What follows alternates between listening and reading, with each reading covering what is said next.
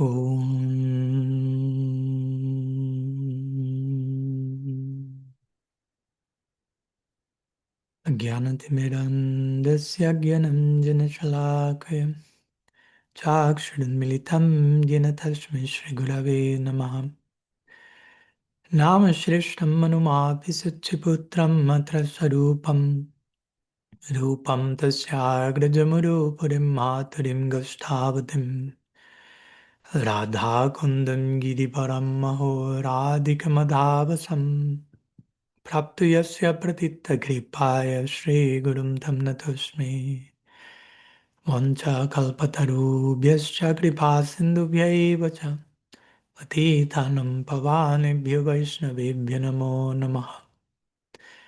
Nikhila shruti maule ratnamaladhyate nirajita padapankajanta aji mukta kulairupasyamanam paritaskam harinam samshrayami.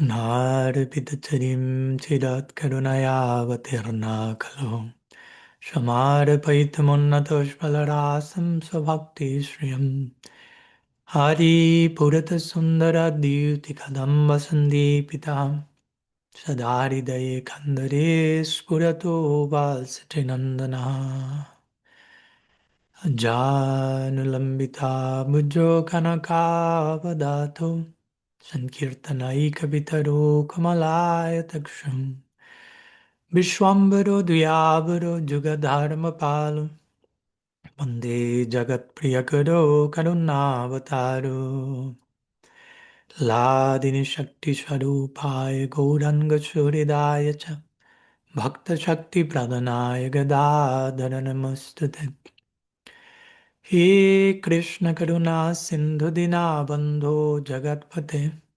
Gopesha Gopika Kanta Radha Kanta Namostute Radhi Vrindavanadishi Karunamrita Vahini Kripayani Japadabja Dasyanmayam Pradiyatam Bhaktya Vihinaya Paradhalakshay Chiptaschakamaditarangamadhyam Kripa Maitvam Sharanam Prapanam Brinde Namaste Charanarvindam Brinde Namaste Charanarvindam. Hmm. Hmm. Pranam to each one of you. Welcome. And today we are celebrating 2 years of TADATMYA Sangha. So welcome to the birthday party and thank you for being one of the many candles on the cake. So today, as you know, we are not having our usual weekly satsang, receiving quests and going on an exploration, but in our unique way, we are having our own quest and exploration today, trying to reflect back, reflect here, reflect forward. What's Tadatmya Sangha? Who we are in Tadatmya Sangha? What's Tadatmya Sangha for us? And so on and so forth. So I plan to share a few words with all of you for some minutes, if you allow me, with or without your permission, as I like to say. Then I will, of course, invite those of you who would like to make also an offering today for any birthday party. We are also always invited to bring gifts. So the gift of your presence, the gift of your words, that's in itself a sacred offering. So 2 years, just 2 years in one sense, just 2 years, but a long journey and so many things happened. Not only in those 2 years, but of course in the momentum leading up to the official name giving ceremony of the Tadatmya Sanghas. We did it 2 years ago. Remember, I was in New Zealand by that time. Last year, in our first year on Tadatmya Sangha, was also in New Zealand, if I'm not mistaken. This time, I went to New Zealand earlier. I'm in Ananda Ashram, which is a place in many ways who witnessed the premature birth of Tadatmya Sangha before it was officially announced as such. Because as you may know, without entering into excessive detail, but first there was a huge crisis in my life, a huge turning point, decisive point. As a result of that came radical personalism. First is a series of lectures of me trying to articulate a way of continuing with my life and a way of continuing embracing Gaudiya Vaishnavism in a way that is healthy and sustainable.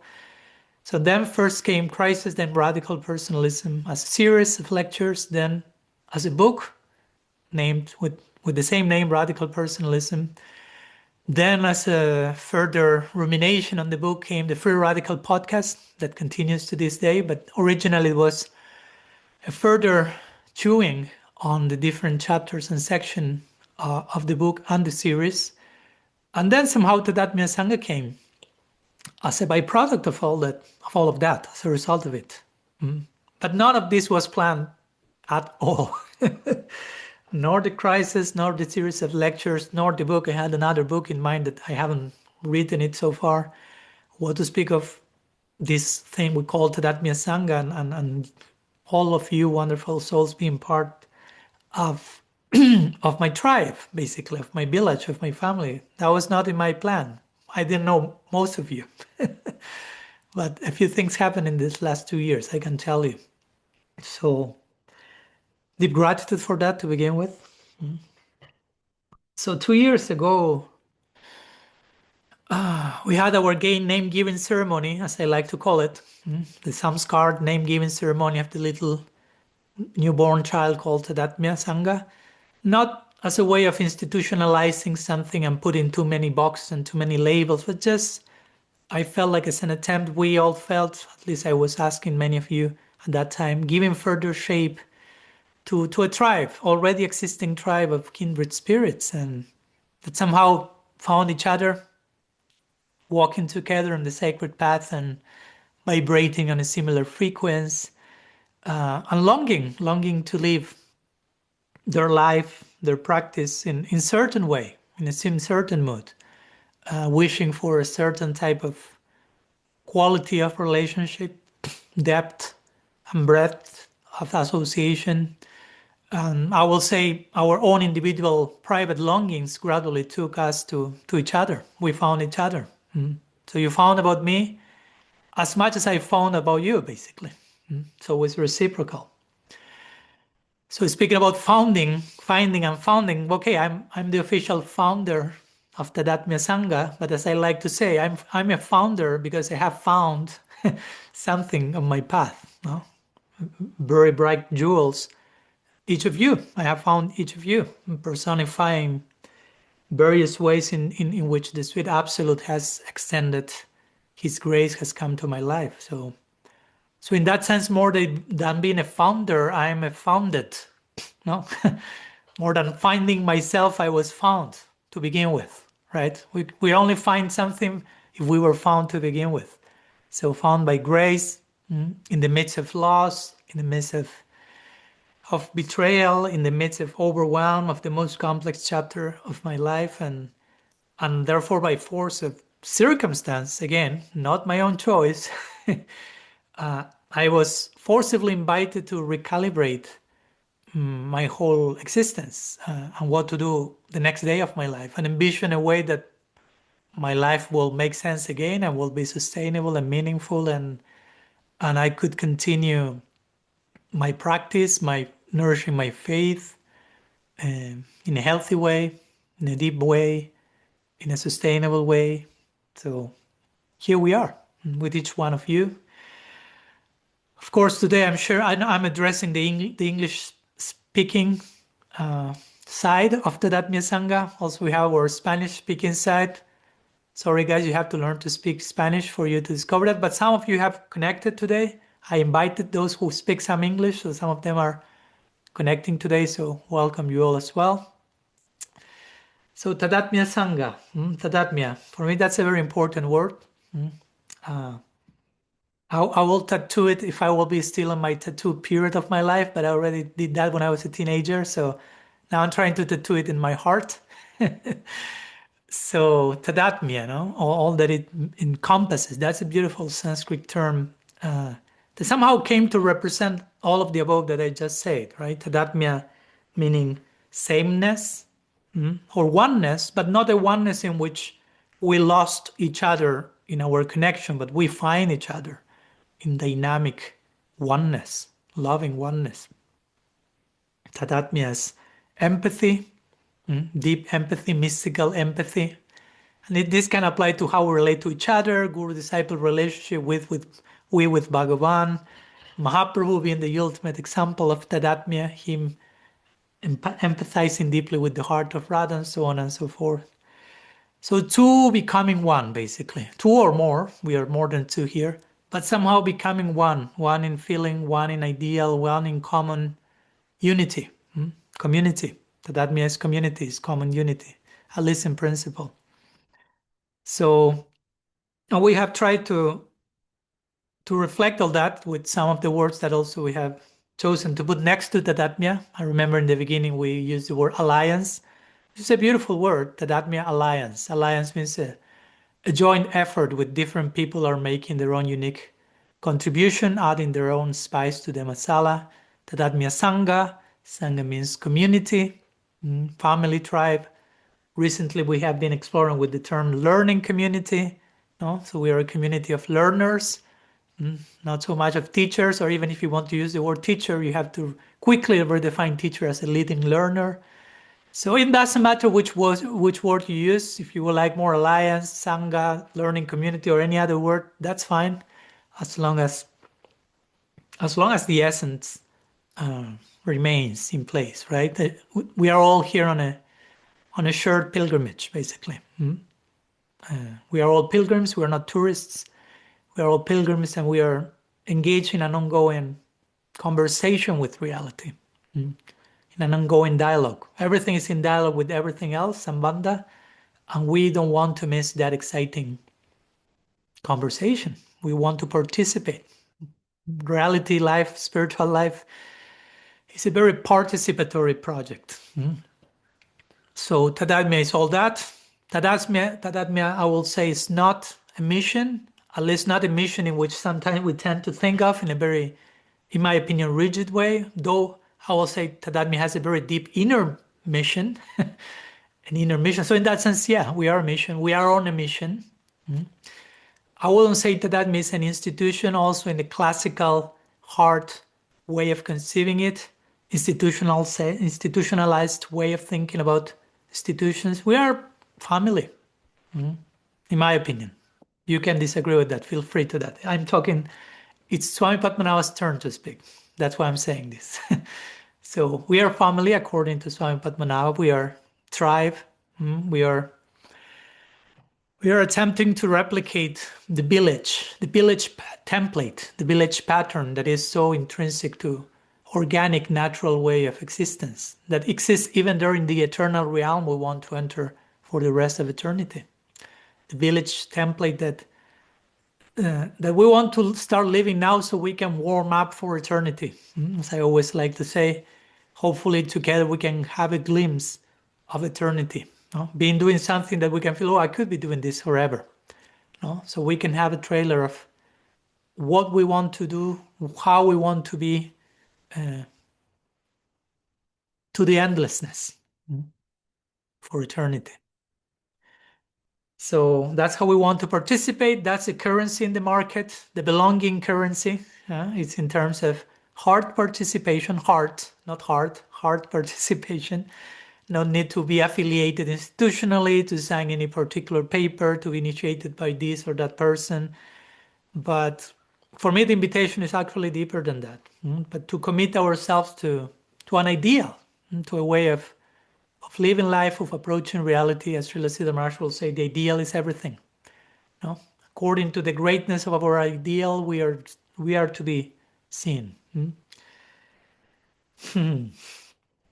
So today in the morning I was thinking about how I was chanting japa, I was trying to meditate, pray, and I was thinking, okay, Tadatmya has never been a planned project. It was not something that was thought about intently and organized and implemented, but even if that was the case, or that was not the case, that the seeds of what we have here were all around way before its official birth in many ways.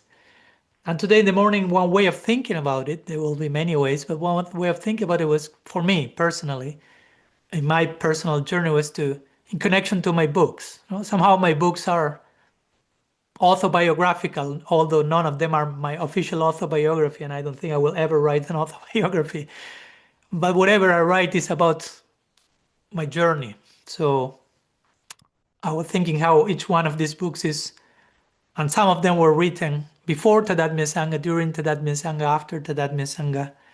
And in one way or another, all of them were pointing to what instinctively, ideally, needed to take shape at this TADATMYA SANGHA that I'm so humbled to bear witness of.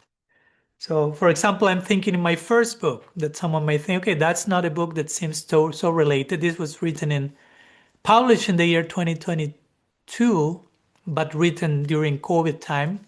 So before that, so it was clearly a pre-Tadatmya book when I was still connected with another Sangha, another guru, and so on and so forth. But at the same time, it was a book very connected to our perennial topic, which is who we are in connection to love. Like, right, I have the book here. I don't want to sound like now I will start to do a promotion for every one of my books. But it's inherent or inherited. And the subtitle is Bhakti in the Jiva according to Gaudiya Vedanta. No? So Bhakti means love, Jiva is us, and Gaudiya Vedanta is the tradition most of us have embraced, or all of us. So what does it mean to be a soul in the context of love according to the revelation of our tradition? That's basically what we are talking at every moment. I was going through the introduction today in the morning, and I found this short passage that for me it's a very interesting trailer of what we are exploring in our TADATMYA SANGHA, written a few years before. So I mentioned in the introduction, since we are our potential, we ultimately exist only to live in that environment wherein our potential is fully actualized. That environment for me being TADATMYA SANGHA. Even if we have so far met only with the dark hemisphere of our potential, this does not do away with the fact that our brightest horizon is still there, waiting and even calling for us, perhaps now louder than ever. So that was written in 2020, published in 22, but written in 21 probably, or 2020 even. But somehow I can see some Tadatmya seeds sprout there without me being aware at all that something like this will happen eventually. Of course, then came the second book, which is Radical Personalism, I referred to before. And still this book was written pre-Tadatmya Sangha, right? It's not that I wrote this book thinking, okay, I will write the book and this will be like the foundational manifesto for future Sangha. It was just my articulation in written form of the series of lectures that I gave on these topics that I felt, some devotees, according to the feedback I received from the lectures, I felt an actual book may help devotees to have some benefit from that. So, but basically Tadatmya Sangha was created out of this. No, in our name-giving ceremony, we spoke about the 7 pillars of Tadatmya Sangha. You may recall them; they are in the website of Tadatmya. And these are the 7 last chapters of Radical Personalism, right? 7 pillars of vulnerability and empowerment, individuation, non-dual thinking, healthy relationship between guru and disciple, coexisting with doubt, uncertainty, and paradox, prayer, and the sacredness of the material world, right? I don't have time here to go in detail into each one of them. We've done that a lot. But somehow, the whole Tadatmya Sangha, even without me knowing about it, was already sprouting. The seeds started to sprout and bloom in this book of Radical Personalism. And last year came the third one, Evolution in Divine Love, which is the first post-Tadatmya Sangha book, if you want to put it that way. A book that was officially written and published after the name-giving ceremony of Tadatmya Sangha. And again, I'm not writing the books consciously, okay, I have to write this book in some way that it makes sense with TADATMYA Sangha, but naturally it came as, okay, the need to present an ever-evolving perspective of everything. God, soul, love, matter, everything. So that we don't become complacent, stagnant, stuck as a Sangha, as individuals, as everything. And this important point that reality, as I say before, is in motion, in dialogue, in conversation with everything. So for me, Tadatmya is basically that. It's an ongoing conversation with reality that we are trying to have at every moment. So in that way, I was reflecting in the morning in connection to my different books. And of course, now I finished writing a fourth book. I don't know when that will be published, whether this year or the next. I trust your patience, but it will be a book revolving around the idea of unconditional love. I probably will call it Irreversible Grace, which is another post-Tadatmya book, and for me a very necessary rumination to further deepen the foundation of how we are expected to relate to one another based on how Bhagavan Krishna is approaching us. Now, we are already seen and held and loved and accepted unconditionally, and we are invited to deeply enter into that space, and from there to return that same embrace unconditionally, not only to God, but in how we treat each other, how we relate to one another. And also speaking about books, let's continue speaking about books. I love to speak about books. Why not? As you can see from my Swami Reacts section. Recently, I read a book, very interesting book, called The Prophetic Imagination by a Christian theologian called Walter Brueggemann, who passed recently. And I already did a Swami Reacts about that, will be published in a few weeks. But it was a very interesting reading because it's a book that I won't spoil the whole reading for those who plan to do so, but it's a book written 50 years ago, half a century. And it's a book that articulates, the title says a lot, right? Prophetic imagination. Interesting combination of words. So how to use our imagination, how to imagine, how to conceive life reality in a way that is prophetic, that is visionary, that gives hope, that opens new horizons of potential. Of course, he's writing the book in the context of the Christian revelation, especially Old Testament, but you can naturally apply that to any other tradition. So in one sense, for me, the book was a further articulation of what a living school of prophets is. As I mentioned, referred to that in radical personalism, how any sampradaya, parampara, we can reframe that as a living school of prophets. Prophet is not someone descending from a cloud from another dimension. It's someone who speaks for God, who is willing to live and speak the truth, to be a transparent, be a medium, as Srila Prabhupada will say, of the divine. And by reading the book, The Prophetic Imagination, somehow I was struck realizing that, wow, what he's speaking about is what I and we have been trying to do all these years in Tadatmya Sangha, interestingly. Not to self-label ourselves as prophets in any proud way, but I appreciate his articulation to further make sense of what's our work and our mission, right? For example, he's speaking about the necessity of imagination before implementation, right? He says, in this world, we are expert at implementing things, but we can imagine almost anything, almost nothing. Sorry, not anything, almost nothing. We don't have capacity for imagination, but we are very expert at implementation. Like Sambandha and Avideya in this case. Avideya is doing, implementing. Sambandha means first receive a certain orientation that allows you to imagine your brightest possible future, or imagine an alternative to the current limitations you may be confronting. He speaks a lot about hopefulness, because when we are able to imagine the possibility of something better, something deeper, something more brilliant, there is hopefulness, there's hope, there is amazement, there's newness, right? When we present an alternative to the norm, an alternative to the status quo, an alternative to a stagnant order of things, there comes amazement, there comes hope, there comes newness.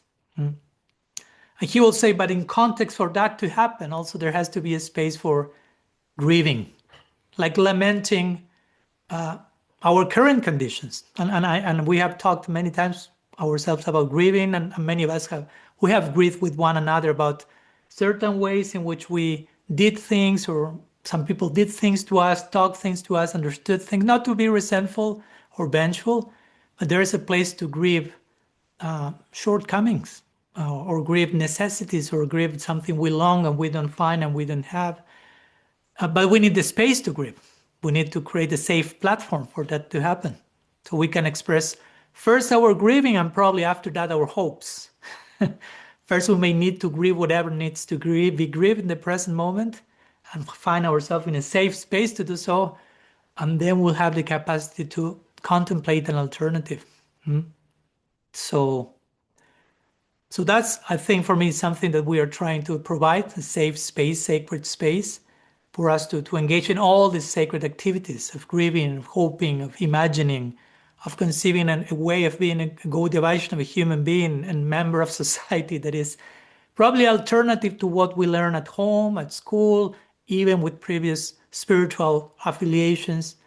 By reading this book, The Prophetic Imagination, I was really humbled and touched by realizing, wow, that's what we have been doing all these first 2 years in TADATMYA Sangha, engaging in prophetic imagination. So that's for me what the living school of prophet means, right? A prophet, again, not necessarily someone who can predict the future, but who can imagine a better way to live, a better way to practice, apart from the suffocating way of doing things that we may learn or receive from one group or another. So again, it all began with the articulation and radical personalism, and now it's taking newer and newer shapes with the contribution and participation of each one of you. So thank you for that. And regarding what we have been trying to offer as a Sangha during the last 2 years, to offer to the community, to offer to each other, to offer to ourselves, and I'm very happy if I stop to recapitulate and make a list of that. Very happy, and I will say humbly proud of many gifts that we were able together to offer, not only to the Gaudiya Vaishnava community, but also beyond the circle of the Gaudiya Vaishnava community. Since on one side, of course, TADATMYA Sangha is rooted in Gaudiya Vaishnavism. I'm not planning to change that. But it also aspires to remain in very deep, profound, empathic dialogue with everything and everyone. Other sister traditions, secular disciplines, science, psychology, history, everything. Everything is in dialogue with everything, right? So in this connection, for me personally, and going through a few of the offerings we were able to offer, the Free Radical podcast is for me a very nice example of this dialogue, right? Half of the guests I invite are from the Gaudiya Vaishnava community, if you paid attention, but half of them are from sister traditions. And when we engage in that interfaith dialogue, hopefully you don't feel a typical bureaucratic interfaith dialogue where everyone is nice to each other, but actually they are not interested in what the other person is saying. And many times secretly they are trying to influence the other person rather than learning from each other and being nourished from each other. Of course, apart from the podcast, I hope somehow my books are also part of this extended dialogue and conversation, because in my writing I try to discover or rediscover not only our own Gaudiya heritage, but also the depth and breadth of the tradition, but also find parallels, similarities, and deep teachings from other teachers and sister traditions. Some other things that I think with TADATMYA Sangha we've able to offer these first 2 years or last 2 years, we have been creating some 3D experiential spaces in different parts of the world, America as a continent, and in Europe, in India, some retreats, immersive retreats. A few months ago, we were able to do our first Dham Parikram pilgrimage in India. Online symposiums that we were invited to participate from members of our tradition, of other traditions as well. We have our sisterhoods and brotherhoods, which are more private spaces where women and men have their own private space to share and accompany and nourish their journey. What else? We've been able to somehow keep our weekly Q&As on Saturday with a few interruptions, of course, due to my travels and other things. But in general, we've been able to maintain all these things, which for me, that's the important thing, not just starting something, but sustainability in the context of starting. Also, we did some time ago the TAD Talks, inviting different guests. This last year, we did the EDL podcast with different guests, further ruminating on evolution and divine love. What else? We have our monthly newsletter, TADATMYA newsletter, Bhakti doing that. We have a WhatsApp group.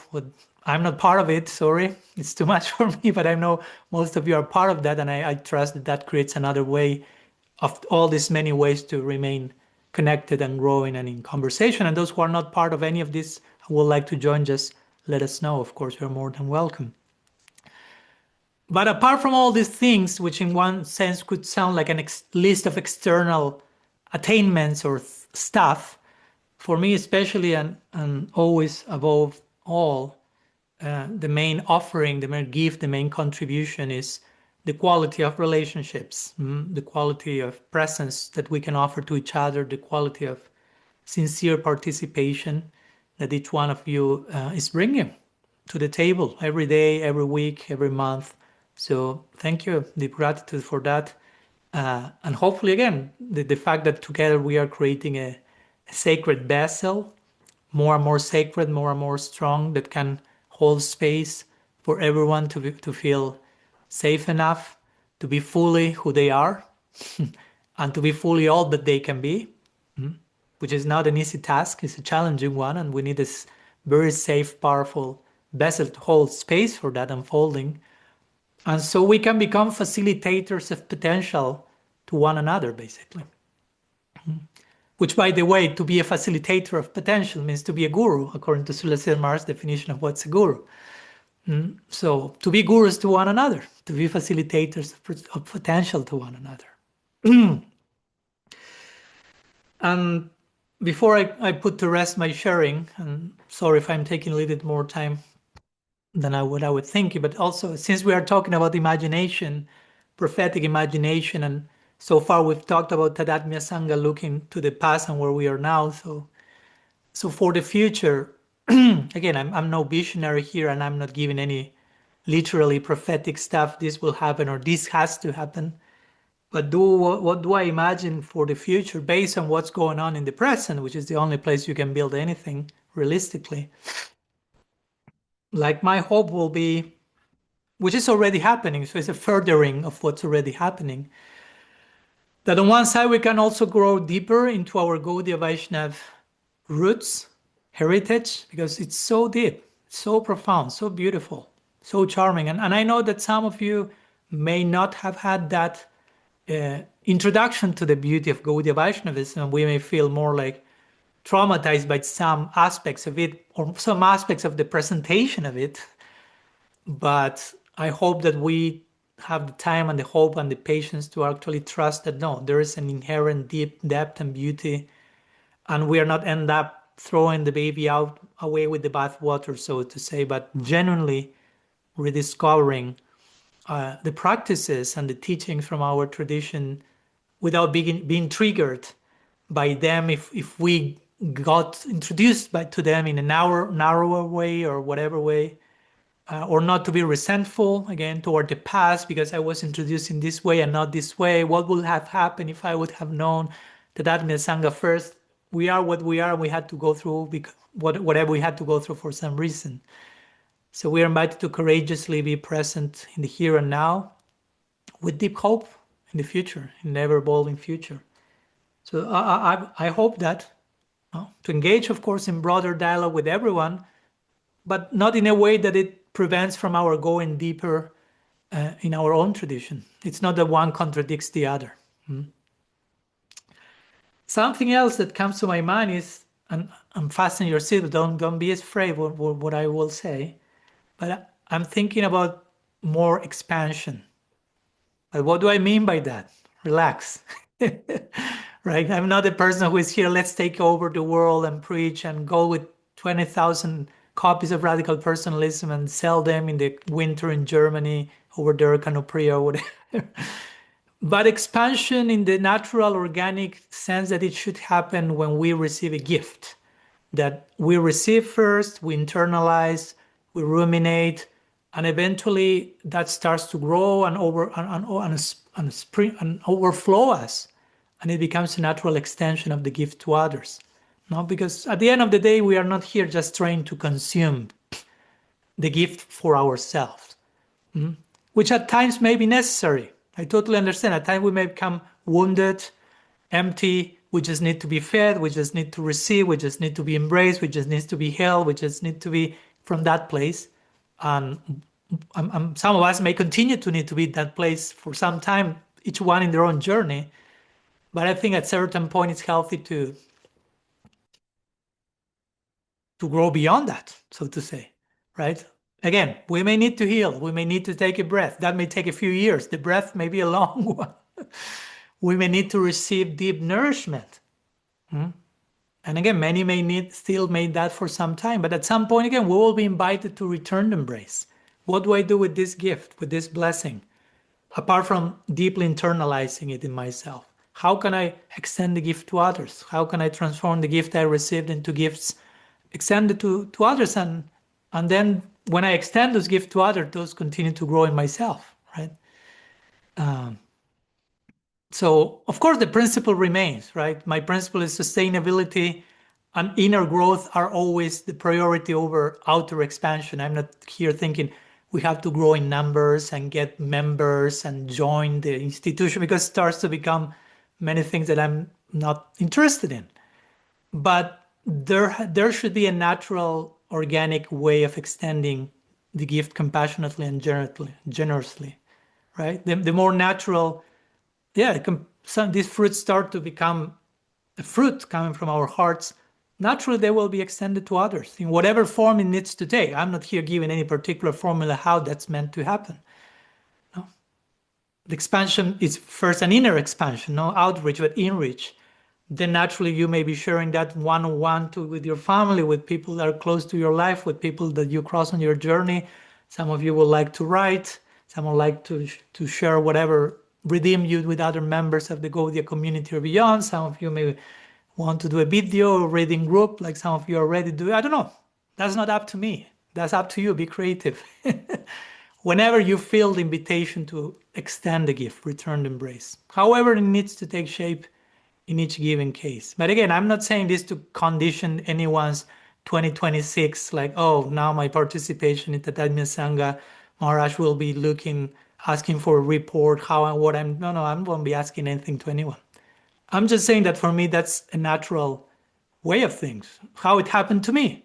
If you feel that you receive anything from me, it was because I received so much from some other people before, and I just extended that to you. And if that touched your heart, great. Now imagine how what touch your heart can touch other hearts at the same time.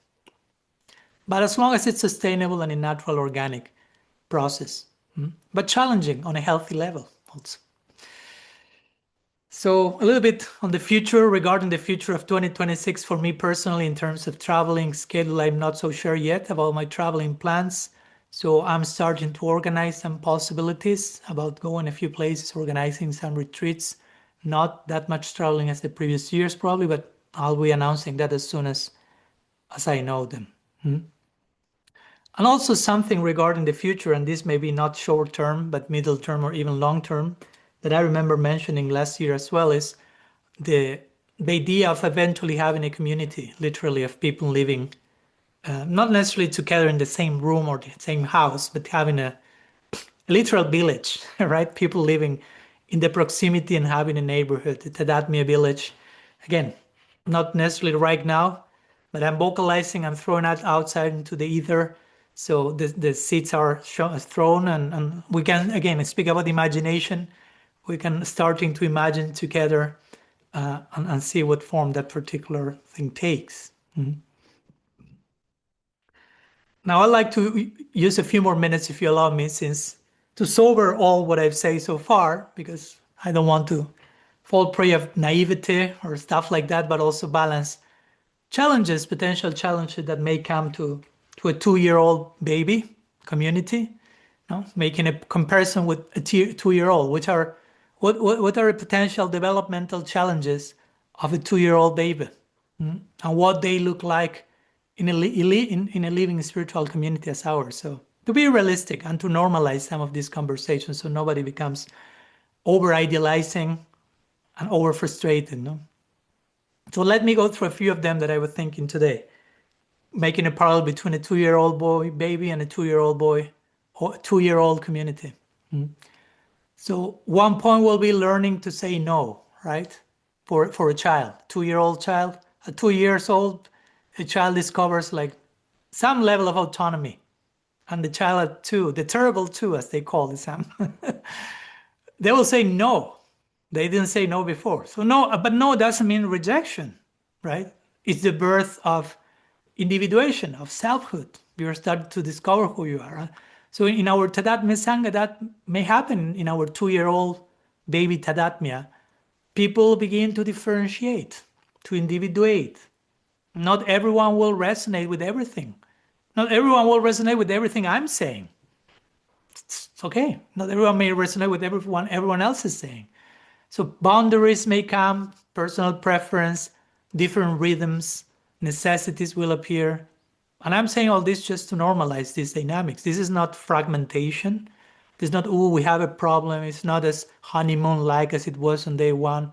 It's not fragmentation, it's individuation. Again, we're all talking about individuation. So a no is a healthy word. A community that cannot tolerate a no will never produce a mature yes, right? We have to start with a yes, but we have to allow the no's to have their place. If not, there won't be place for the necessary yes that will come after the no's. What else for a 2-year-old baby?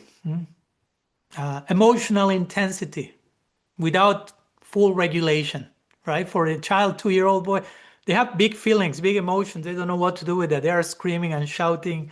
They have a small nervous system, and there's joy and frustration and enthusiasm and fear, and often all at once. So the 2-year-old boy looks like a walking time bomb, clicking bomb. And some of these may be reflected in the 2-year-old TADATMYA baby. Some of you may have strong projections, idealization, and then the disappointment that comes along with it. Or some of you, or some of us, I include myself there, may have emotional transference toward figures, spaces, or the group. Again, moments of confusion, moments of overwhelm, moments of reactivity, not only your own personal journey, but when sharing with each other. Well, welcome to life, guys. That's how reality operates. And we are not here expecting that not to happen, but all that to happen in a safe space, in a blessed context. Something else that comes from a 2-year-old boy will be how a 2-year-old testing like safety through closeness and distance, right? Sometimes a toddler will run away, but we'll check if the caregiver is still there. So exploring, but still. So that may happen in TADATMYA Sangha as well. Some people may come closer, then pull back. Others may disappear for a while and return. Fluctuating participation, different ways of participating. And again, it's fine. We are not here to compare with each other to measure worthiness in how often you come to the Saturday satsang or whatever, right? Each one is participating as much as they want, as much as they can, and that's honored. A few more, and I'm passing the baton to the rest of you. A 2-year-old boy also, and I mentioned that briefly, but I like to pound the post a little bit more. Idealization of parents followed by disillusionment. For a 2-year-old, still parents are basically God. Mom and dad are Radha and Krishna, the divine couple. Right? Mom is goddess, dad is God. There's an absolutizing of one's parents. Parents are everything. But a 2-year-old, cracks gradually start to show. The de-absolutizing process begins, which is healthy. Thank God, poor parents, if they remain in the altar for so long. So something may happen in the same way with the Tadatmya baby. Some early projections, over absolutized projection onto the founder. Krishna, please protect me. Onto the group, not necessarily on me, onto the group itself, or division, or anything. And later in time, recognition of, oh, there were limits there, there was imperfection there was humanity there. And it's all part of the journey. But it will feel sometimes like some forced landing, a disillusionment. But it's a good symptom. You are no longer in illusion when you go through disillusionment. You are closer to reality. Disillusionment is not betrayal, right? Actually, it's the beginning of real love, of mature love, real unconditional love, which is, I love you without you being perfect. I love you without over idealizing you, without expecting you absolute stuff. I'm willing to love you unconditionally. That's the real mature love we are invited to cultivate together as a community that survives these imperfection, failures, disillusion. That community becomes adult. A community that does not survive that filter, in one sense, never becomes a community. One more that comes to my mind, if you allow me, the 2-year-old boy wants to belong without yet knowing how to contribute. How does it sound? A child wants to help. He's at home, but the child will take a glass. Now he says, Mom cooking and cleaning, and child wants to take a glass and spills the water, and takes a plate, breaks a plate, and tries anyway, but it's a mess. So similarly, in Tadatmya Sangha, the two-year-old baby Tadatmya, some of us may have a desire to serve without clarity of role, how to do it, when to do it, or sometimes maybe feeling some of us overgiving, some others may feel under participation, and all the possibilities in between that spectrum, or some may have hesitation. Am I ready to give back? As I was talking before about extending the gifts, some may be hesitating. And again, I'm not condemning any of this. I'm just voicing that to normalize that can be possible. And as we say, contribution matures after receiving enough. If you have not received enough, how much can you give if you have not received that? If not, we are pushing or forcing a service attitude, and when service comes too early, with full surrender comes too early, that becomes performance, burnout, and so much more. So things like that. What else? A child thinks, yeah, for a child may think I can do it myself, right? Some rushed independence, but still the child needs holding, reassurance, needs presence. So similarly, all of us, myself included, we are in ongoing need for guidance, for support, for mirroring, for containment. And I know this can create some tension between self-responsibility and relational support. So we all have to navigate this creative tension. How do I take responsibility for myself, and how much do I need? Do I need others? Do I need others? And to conclude, messiness, right? I love that word, messiness. That's part of life, the beauty and messiness of the life of the sadhaka. Messiness is a sign of life, and a 2-year-old boy is messy. You may not remember yourself being 2-year-old, but ask your mom, those who were there, they'll say you were a mess as 2-year-old. Even if you were an angel, still you're a mess. You don't know how to walk, you break things, you fall, you wake. And it has a beauty. It's a beautiful mess. So if you expect a 2-year-old boy to be very clean, very non-messy, you probably are over supervising, micromanaging the child. A messy one is a child who is genuinely exploring. So the same with the Tadatmya Sangha. We still may have unfinished conversations. We still may have ambiguity in our own beings in relationship to some of us. Still may have ongoing questions without final answers. And that's okay. And we are here to validate and to normalize all those processes, not to put pressure to conclude, to finish, to bring closure, but to keep the disclosure constantly. Because, yeah, a too neat spiritual community is often a very controlled one. And it ends up feeling more like a totalitarian regime than like a doorway to freedom. So that's that, and I feel we're doing well generally, open to criticism, of course. But for me, if after 2 years we were perfectly organized, free of all tension, completely certain of everything, we wouldn't be a living community. That's not a living community for me. We would be just a concept, an ideal concept, but just a concept, an utopia. And utopia quickly becomes a dystopian because it's not realistic, it's not sustainable. So I'm saying all this not for you to expect the worst in 2026, but what we may see in this coming year, again, may not necessarily be labeled as a problem, but just as the developmental cornerstone, milestone. Again, a 2-year-old is not meant to be efficient. 2-year-old is meant to be alive. A 2-year-old is meant to be curious. A 2-year-old is meant to be messy. A 2-year-old is meant to learn to walk by falling. And we're all doing that in the 2-year-old baby, Tadatmya baby. No?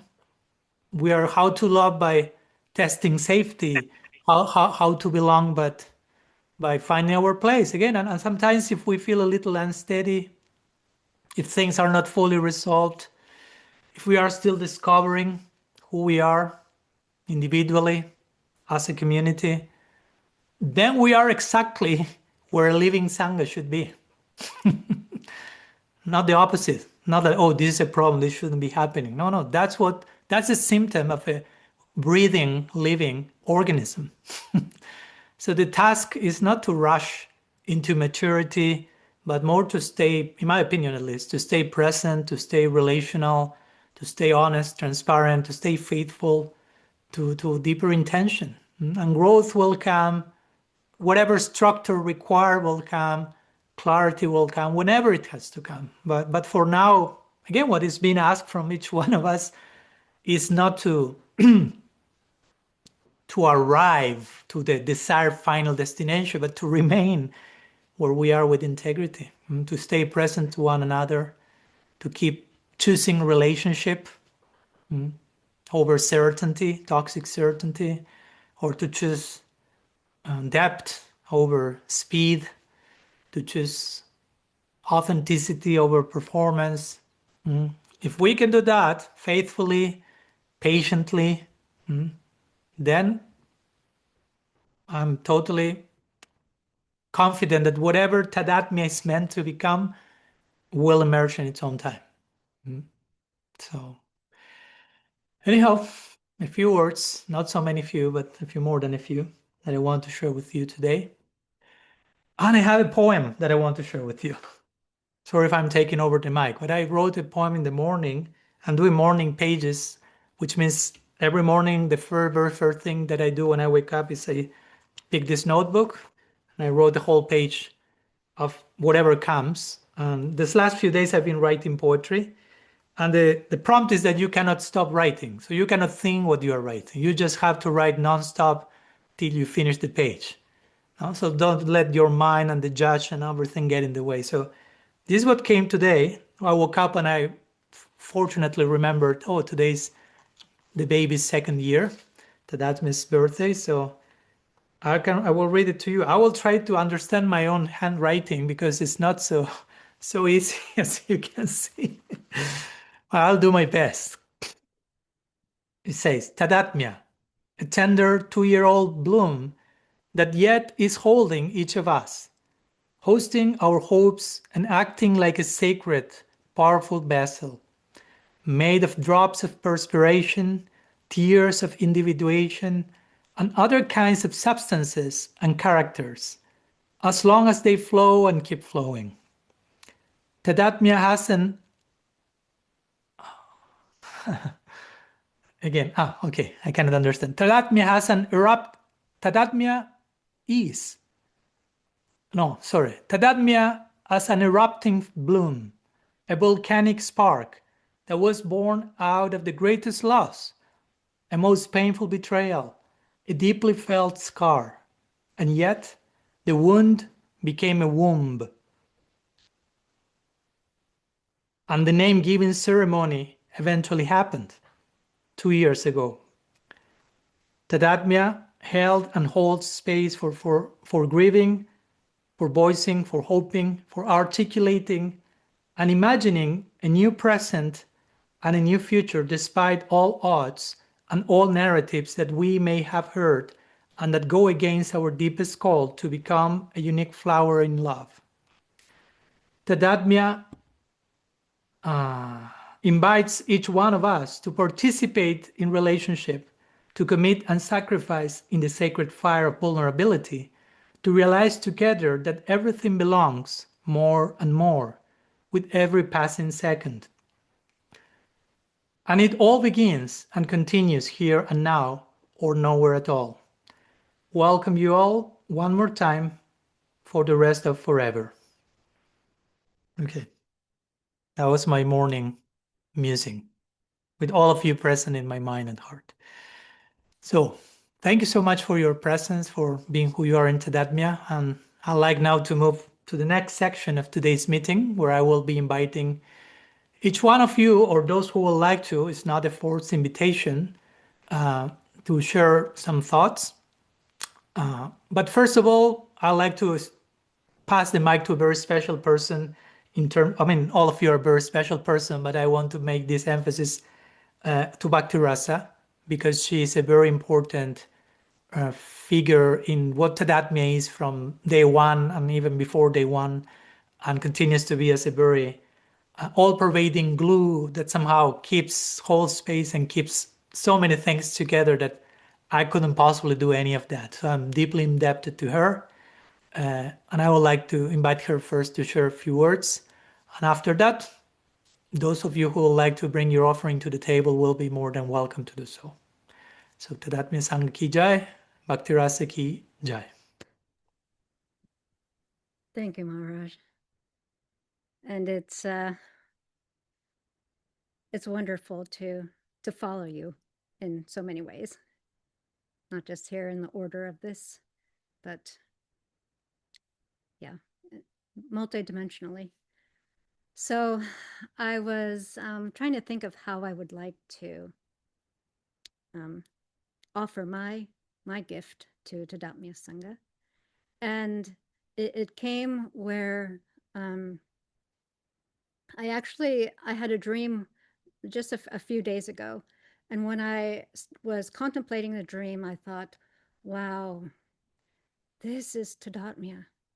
And when I see it in my mind's eye, it just, to me, exemplifies all of the words that you just said. And I feel more and more called into being by you, by radical personalism, by each other here. And it's an amazing paradox, this process of individuation and community. And I have found a video that I'd like to share. I'm like the most unsavvy, tech-savvy person that I know, but I'm going to try to share my screen here and share the video, because it says so much of how I see Tadatmya.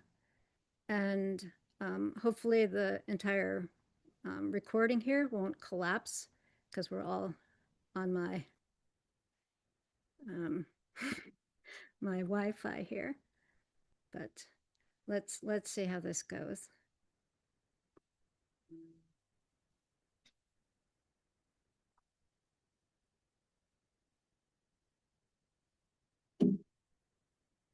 So this is called a murmuring.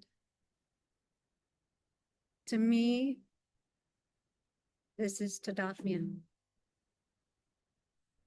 It is the coming together of individuals, souls, who are like-hearted, who are free in our own movement, yet together we create something much larger than ourselves. Each individual bird there is relating with birds around it as its own self. There's no pre-plan, there's no strategizing, there's no I'm going to become this. It is simply a matter of being. And they were all being themselves together. And in this process of individuation, shape takes its form. And it is embedded within the sky. It is embedded within relationality. We are not one, we're not independent, we're interdependent.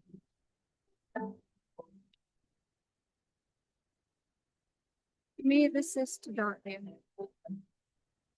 Creating forms that we could not create on our own. Yet being nothing other than ourselves.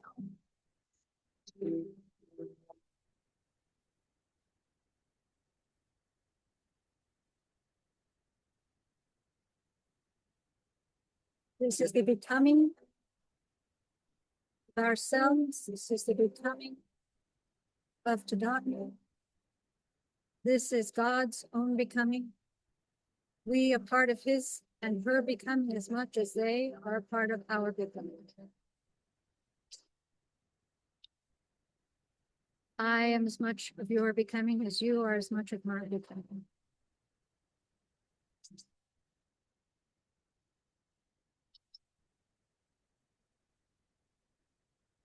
And honestly, I wouldn't want to become who and what I already am with anyone other than all of you.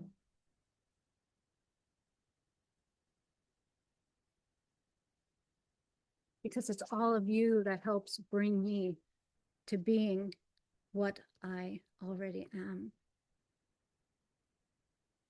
So, thank you 1,000-fold.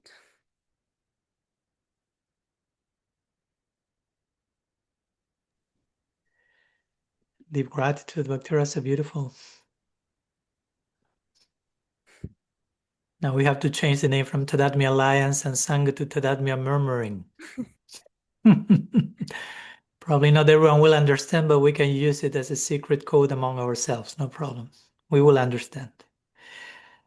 So deep gratitude, and deep gratitude not only for these words are just a small trailer of all that you are and all that you contribute invisibly for many of us on a daily basis for TADATMYA Sangha to be all that it is and to become all that it's meant to become. So deep gratitude, Bhakti-rasa, and deep gratitude to all of you that I will invite now, those who feel the inspiration to share. And we have shared a prompt. I felt that it will be interesting because of you can imagine, we are a good number of people here now, almost 40 or something. And if each one of you shares for an hour like I just did, we may not have 40 hours. Sorry for my taking over the mic.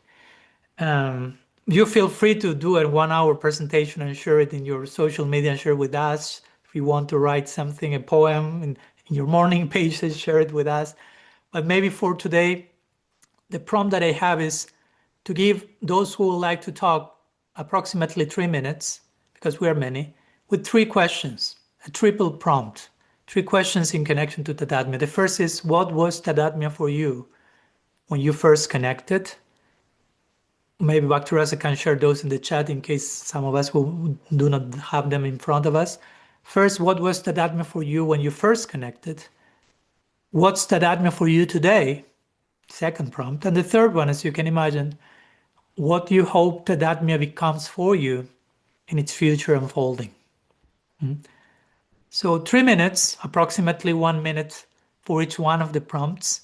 And again, if you want to make it longer and explore, feel free to make your own video, to make your own meeting, share a written offering.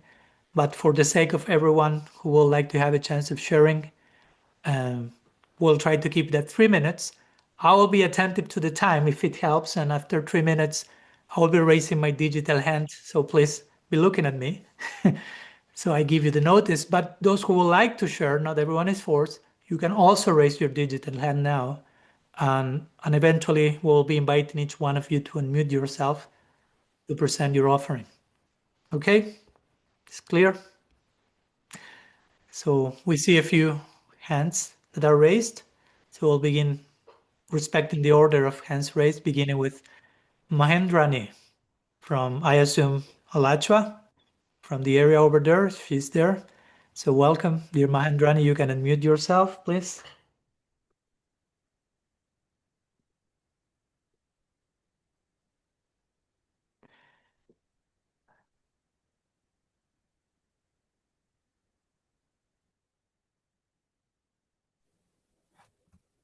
Can you hear me? Yes, now we can hear you. Yes, now we can hear you. Okay. I may not be exactly addressing your prompts, but anyway, I would like to first to just say thank you so much to you, Maharaj, and to all the members of the TADATMYA Sangha for all that I have benefited from over the last few years, all the contributions and the sharings. I've actually many times marveled at how Krishna arranged your journey and your crisis to facilitate this service coming into being, which is so much needed by the Vaishnav community. So over the last 3 years, before and Tadatmya was official and after, I've had some adventures with Krishna, like having to downsize from a 3-bedroom house to a 1-bedroom place and move, as well as dealing with not being able to, as well as in the process, a tree falling on the house I was selling, and then a month later, a power pole knocked down in a storm, and through that, not being able to walk properly and walking with a walker, and then having 2 hip replacement surgeries. But through all of that, I was amazingly serene.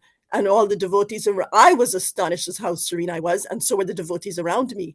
And I realized that was not my doing, not to my credit. It was Krishna taking over my consciousness. And one of the instruments that he used was everything I got out from TADATMYA Sangha over the 3 years. In particular, the constant hearing of how much Krishna loved us unconditionally, the urge, the recommendation to not let imperfections block us from coming closer to Krishna and exchanging love with him, not normalizing failure, and not being too quick to numb and take the edge off of uncomfortable emotions, but let them shape you into what you're becoming in your loving relationship with Krishna. And most of all, maybe, was the fact that uncertainty and becoming comfortable with uncertainty and the undefined, because it's a part of reality.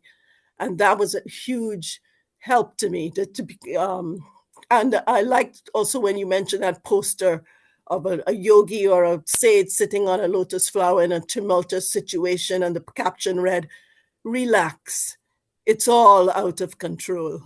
For me, that meant it's okay if it's all out of control in my life, because it's in Krishna's control, and I can still be peaceful amid it. And that's really helped me through the last 3 years. And I am super grateful to you and to everyone else who shared all along the way. So thank you so much. And as for what I want TADATMYA to be, I'm happy with what it has been and whatever it continues to be. Thank you so much, everyone. Thank you. Thank you, Mahendrani, and thank you for being a loving elder presence. Mahendrani, and thank you for being a loving elder presence. Okay. That needs to be heard twice, it seems. Thank you. We invite Bhadra. That needs to be heard twice. Bhaktarasa, can you check that microphone, please? So we move from one Prabhupada disciple to another, from Mahendrani to Bhadra in New Zealand. So Bhadra, please, another one of our revered elders. Haribol, everyone. Oh, I don't know where to start. 3 minutes, goodness. Okay. What was Tadatmya Sangha when I first came? I don't even remember how I stumbled across TADATMYA Sangha. I'm feeling really moved actually, so excuse the quivering in my voice. I'll just speak through that. But I can't even remember how I first stumbled across you, Maharaj, but Super Soul led me to you somehow. And I remember recognizing this is it. This is what I've been looking for. This is what Srila Prabhupada and Srila Gurudev really intended when they embraced me. This is what they intended for me to experience. And so that's what it was. That was my first recognition. The love, just the clarity and the love and the understanding that the realization, when I say realization, I mean like a more experienced experience that Krishna loves me, and that as a result of that, I can feel love. I naturally, the result is that I naturally feel love for all others. And what it is now, what is TADATMYA Sangha now? It's nourishment. It's ongoing nourishment. It's exaltation. It's like this Q&E is for me like the oasis in the desert each week. It's the highlight of my week. Of course, the books and just the whole growth that I feel, the opening up, the reality to what the expanded vision and understanding of so many of our tattva siddhantic points.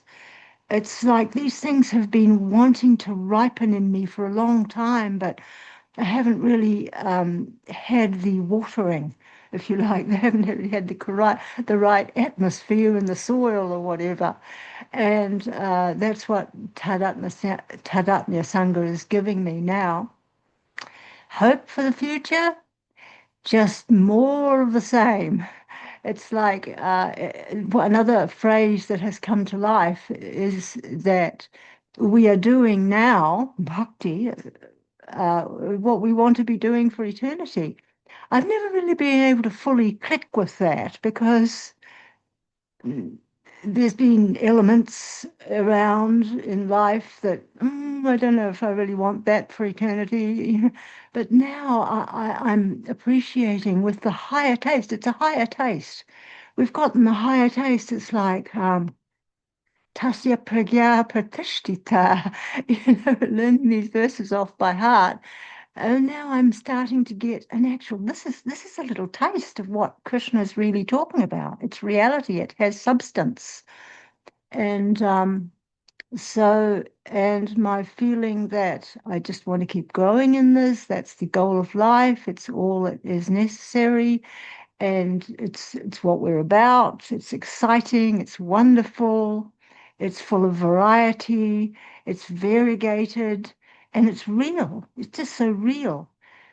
I hope I'm not raving on too much. I just want to express that I would like to just by my being, by my own growth in Tadatmya Sangha's message, which is really the message of our gurus, as far as I'm concerned. It's the same message that Srila Prabhupada is giving. It's the message that that my Gurudev Bhaktivedanta Narayan Goswami Maharaj is giving. It's the message that Sanjay ends the Gita with. So wondrous is that message that my hairs are standing on end.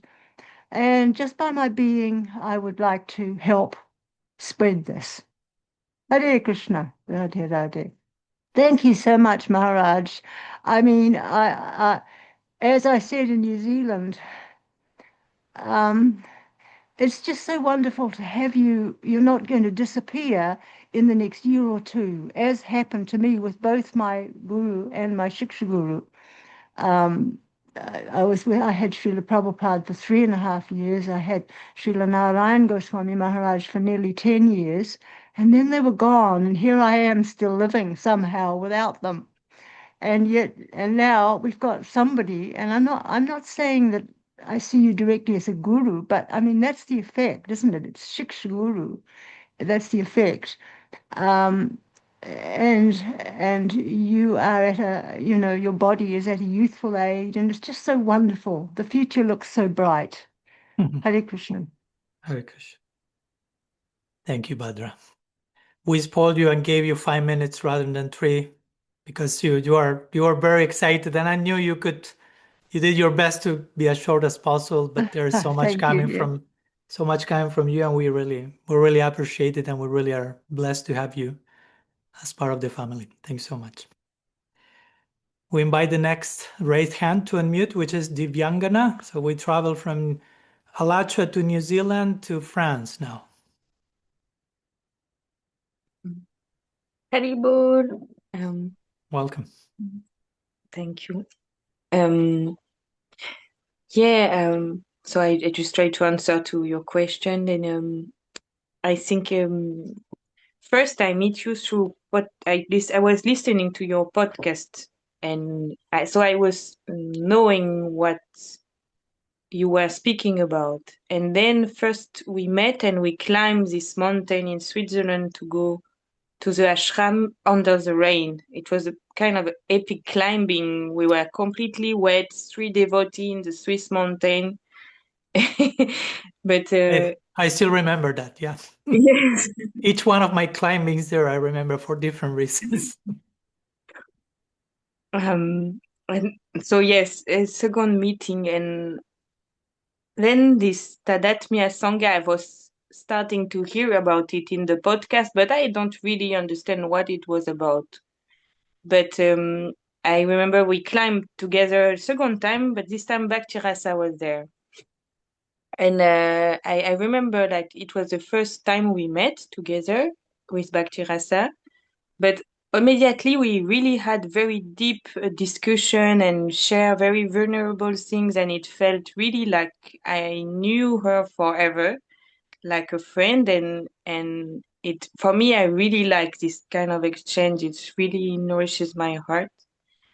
And I remember like we were taking prasad and I came to her and I said, actually, I don't know what is this TADATMYA Sangha. Can you explain me and how can I be part of it?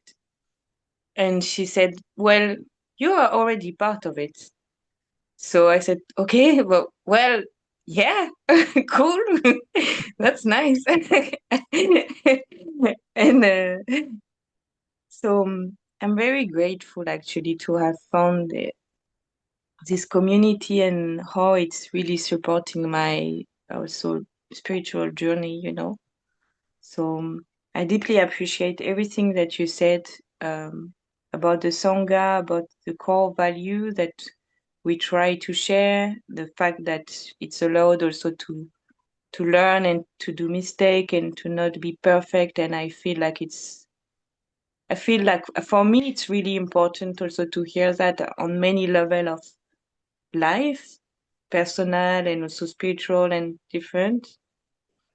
And so yes, and future, I don't know, but I'm excited to see it, right? And I hope I will be part of it in some ways, and for sure. So yes. You are already part, as Bhakti Rasa says. Thank you. Thank you, Divyangana. Pleasure to have you among us. Looking forward for the next climbing to Ananda Ashram. Okay, so we'll continue. The next raised hand. We are in France now. We are traveling to Lima, Peru. We'll find my friend Bhakta Prem. He uses to join in our Spanish-speaking satsang, but let's see how good his English is. I never heard him talking in English, so that will be an interesting experience. Joining us today. Thank you for joining, and he will be joining shortly tomorrow. We will have a Spanish-speaking one. You are invited to join, though I'm not so sure how good your Spanish is. So invited Bhakta Prem to unmute yourself. Welcome. Hare Krishna to all of you. I will do my best to try to speak. I'm very nervous as well. First, I want to offer my respect, obeisance to all of you. In 3 minutes, I was all night working in my kitchen and started thinking what I'm going to tell tomorrow. I was planning in my head what to say. because all this year I was hearing all of you and the classes in English. I mean, I knew many names, but I mean, it's quite difficult to put everything together in 3 minutes. The first, I don't know how fun Maharaj is for gift, but I made this t-shirt. Wow. We have the first official TADATMYA t-shirt. Yeah, I mean, I was Okay. like, I don't know how, if you want to please or no, I was like, do it or not do it. So finally, I just did it. Yeah. I have too many things to say, but I want to just, I'm very nervous. Well, I'm sorry. I just almost finished this book. Mm-hmm. So I want to talk about this just a little bit. The main thing about, not about the topics, it's about what Maharaj is really talking about, how to unlearn what we learn. It's like the other way to his oh, sorry. Tell me in Spanish, I can help you to translate, no problem. Ok. Lo importante, más decía, eh, bueno, soy muy nervioso. Says he's very nervous. Send some blessings and prayers. You feels at home. Estás en casa, Bhakta, no hay problema. Lo más importante, Maharaj, que te quiero decir es, más allá del tópico que tú presentas en el libro, es a dónde nos invitas, ¿no? Nos invitas a algo más profundo, ¿no? O sea, la forma en que tú presentas el Bhakti Yoga, nos llevas de una forma realmente muy profunda, ¿no? O sea, Déjame traducir porque no me acuerdo toda la parte. So he's saying that regarding the book that he just read, that he feels that the invitation is not only to explore that particular theme of the book, but to go deeper into a broader, deeper exploration that goes beyond the official topic. sí, más allá de todo lo que tú explicas, o sea, de todo o sea, todo el shastra que tú aprendes, tú lo comunicas, es lo que no se ve, ¿no? Toda la parte que está ahí, que está ahí dentro de todo el Shastra, pero tú lo expresas, ¿no? Lo sacas, o sea, toda la parte de la vulnerabilidad que está implícita, pero tú la haces palpable, ¿no? Es un poco eso, ¿no? Es un poco... Yeah. Te voy a traducir todo eso. Estás elogiándome a mí. So, well, I have to translate his own praise of myself, what to do, no? That's pretty particular. So he's saying that in the books I'm writing, I'm bringing all these scriptural references, but I'm trying to point beyond the reference to what's invisible behind the reference and the vulnerability and so many other things that are there in Shastra, but somehow are articulated through the reference, but somehow showing what's not being seen overtly. I don't want to be rude to all of you because this is an English sangha, so I want to do it in English. I will next time I will be more calm and try to express myself because it's too short time, and I don't know, it's a long time without speaking English fluently. It's easy to listen, so but to speak, even in Spanish, I speak very fast, and so it's like, oh, crazy. Anyway, it's nice to be here. I mean, just it's one thing talking about the baby, but what about the mom? I mean, we are in love of the mom here. This is what really we all come together here. It's like we love you, Maharaj. This is what we bring us together. This is like you are the center of this sangha. I mean, it's too many things to talk about. It's about Guru Tattva and stuff. It's too many things. But I mean, 2 minutes I cannot do it, and my nerves is Tomorrow in the Spanish Sangha, you will have more time and it will be easier. Okay. But thank you. Thank you, Bhakta Pram. Very nice t-shirt, by the way. Yeah. I didn't have a clue he was doing a t-shirt. So I was like, what's the oh, it's okay. Okay. We are starting with the black market products now, without even the knowledge of the Swami.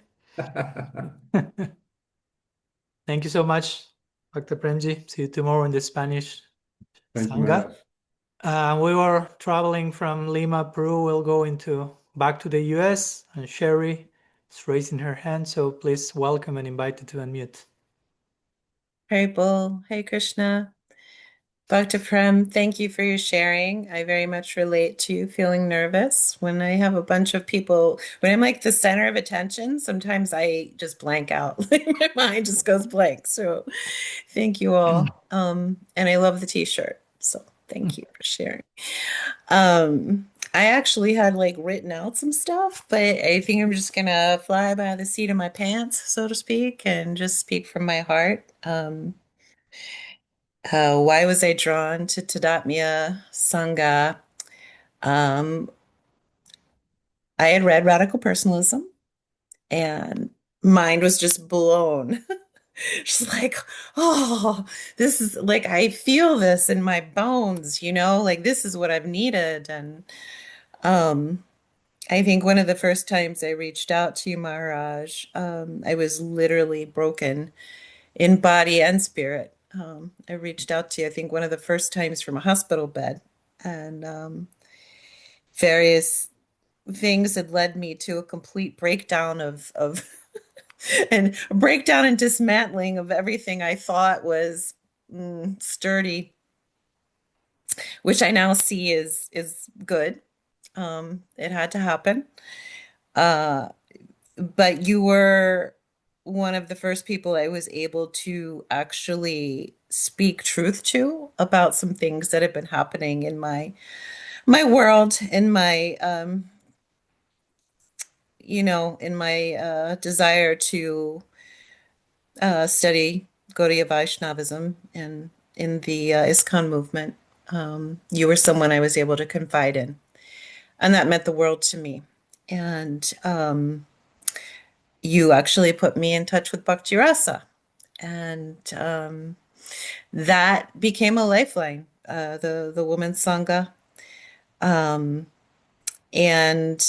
it was at a time when I was at my lowest. It really was at a time when I was at my lowest. So you all became very much a safe place for me to start to emerge, or just actually rest, honestly.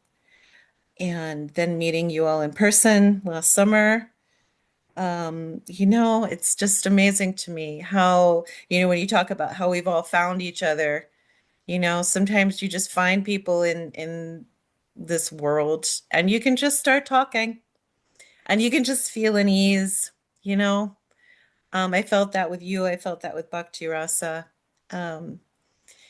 Maharaj, I think I told you this once, and forgive me if it's, not in good taste, but sometimes you feel like my little brother. And then other times it's just like you're like a sage just dropping this knowledge and transmuting this ancient Vedic scripture. And it hits me right in my heart. And so many of you hit me in my heart as I continue with this Sangha and getting to know everyone. I've just feel all of you are becoming my anchor.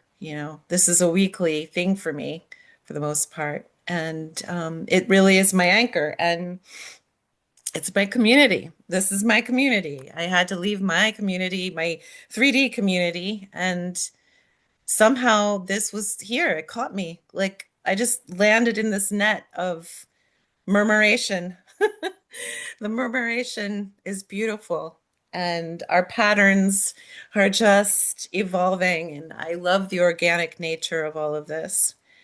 And, as far as what I hope TADATMYA Sangha evolves to, it's hard to say. I mean, my hopes are just that organicness remains. And, in my mind and what I wrote down, in my mind, I see this humongous chrysanthemum that unfolds, one of those humongous, like, blooms that's like as big as somebody's head. And, there's all these petals and they just keep unfolding and it's just opening. And then in time, it starts dropping its seeds and growing more beautiful chrysanthemums. And, I want to be one of the seeds. And I don't know how to do that yet, really, except by just showing up and hoping to get to know as many of you as I can, and hoping to be there for as many of you as I can in friendship. So, yeah, that's what I have. And thank you, all of you. Haribol, Hare Krishna. Thank you, Shuri. Honored to receive your offering. Thank you.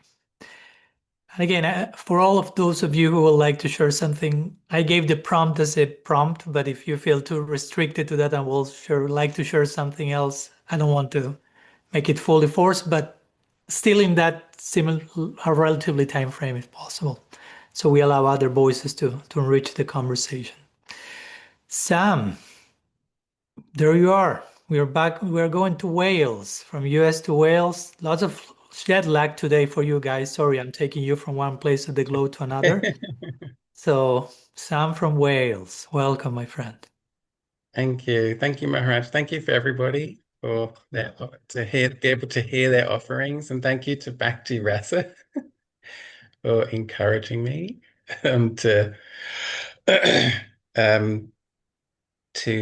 to make my offering today. I would say that for the first question, it was like a change for the better, because I think I ended up meeting you, Maharaj, for the first time, which was incredible because my concept of a sannyasi was just someone who was unapproachable. And then I met you and it was like, wow, this person's so unapproachable. So, and I'm so grateful to have the opportunity to build a friendship with you and with all these beautiful devotees. And I think it's kind of a miracle because it's pretty amazing. I've never actually seen a group of people bond so quickly. I think that's Krishna's grace. It really is a miracle. Yeah.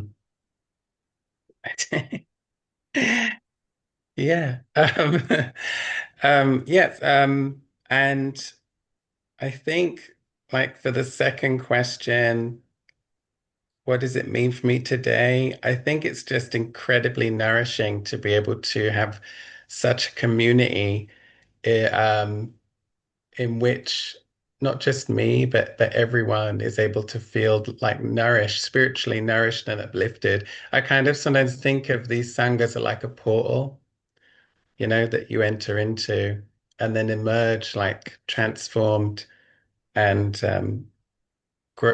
with growth. So I feel that that's my answer for the second question.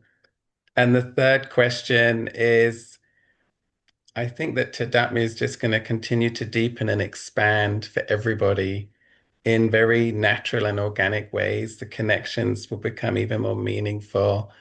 And I think that's going to basically, I think, at least for me, I think it's going to skyrocket each person's individual practice uniquely to them. But for me, personally speaking, I feel it's really helped me to revitalize my Krishna consciousness. So I'm really grateful to you and to everyone and to Guru and Gurnitai and Parampara for that. So yeah, that's my offering. So thank you, Maharaj. Thank you so much, everybody. Thank you. We're all very grateful for having such a noble soul like you, Sam, with us. Thank you. Don't laugh at me. I'm serious. No, when you said noble, hopefully something to mature into. Yeah, thank have you. A very noble heart for sure. Yeah. Thank you so much. Okay, let's take a quick plane and fly to Germany now, where we have TADATMYA and then Kanupriya waiting for us. Welcome, TADATMYA. Hi, Krishna Maharaj. Yeah, so I'm very tired and now also nervous, and so I hope I will find the right words in English. So how I came to Tadatmya, actually I was more or less, I don't know, almost 11 years feeling like to be in the desert and wondering what's going on about this Hare Krishna movement. And I was a little bit stuck, right? And it was just Paramatma telling me, no, just stay. And then when I saw a video about you, and I was really like a spark into a dry straw, and I was, oh my God, that's about it. So I flew almost to Davos in Switzerland, and I felt like I need this nourishment. I need really like and so many things started to make sense, and then it started the journey. Actually, I felt like now it starts really. So it was really, I also had some step backs at my really beginning of Krishna consciousness, but I felt like now it's really starting. So for me this was most needed, and I was really waiting for it, and even though I didn't know what to wait for, but so many things make sense. So nowadays this Tadatmya is for me nourishing, life-giving, and I'm still feeling like I'm waiting all the week for this Saturday, even though I cannot join every Saturday, but this is so important. And I'm also so happy that finally before in the congregation, I felt a little bit lost. But now there's a little Sangha, what we have. And it's the first time when I realize what it means to have a Sangha and how it feels to be with like-minded people. And not only like-minded, it's so nourishing, it's so uplifting, it's so enlivening, and I feel like now this journey started, and this is something which I really love, and I appreciate so much that I could join this Tadatmya Sangha. So, and for the future, of course, I feel like, okay, this is an ongoing, evolving journey of love, and I'm really excited about it, and I know this will never stop. And so I'm very happy about. And actually today, when I shortly thought about what will be the future, actually there was a thought coming. Now maybe it's also up to me how to step out, but I felt like, okay, I'm still the 2-year-old toddler. I'm still have to wait, or I'm not yet clear what it will be, but I can feel, yes, there is something more coming, and let's see. I'm still waiting, and till then I'm really, really happy to have not only you, Maharaj, in my life, but also this Sangha here, which is, even though you're all over the world, but really I feel this family, and I'm very happy to have all of you here. Thank you so much. Thank you, TADATMYA, and we're very, very happy and blessed and grateful to having discovered you as one more of the jewels that came along our path, like each one of you. So welcome. Thank you. So now the next flight is not so long. We are still in Germany. We may need to take a car, not a flight, and we will meet with Kanupriya now. From west to east. Yeah. Okay. So actually, I was living almost all my spiritual life in a community or near a community, as in a temple or near a temple, or now we have a community center, whatsoever. And I liked it, but I was always missing, or I always thought there could be a better spiritual culture, a more elaborated spiritual culture. And I always thought it's not so difficult just to share honestly, just to serve each other, just to care for each other. But somehow I always found it seemed that it was difficult. So, and then I started to listen to your lectures. I read Radical Personalism, and then I found, wow, this is exactly what I'm searching for. And I started to join the Zoom meetings. But of course, I had some doubts, because it's easy to say, we are a community, we see each other once a week via Zoom, and everybody is so nice. But how it is in real life, this is something different. And so I tested it. I joined the Mayapur Parigram, which was one of my best times in my life.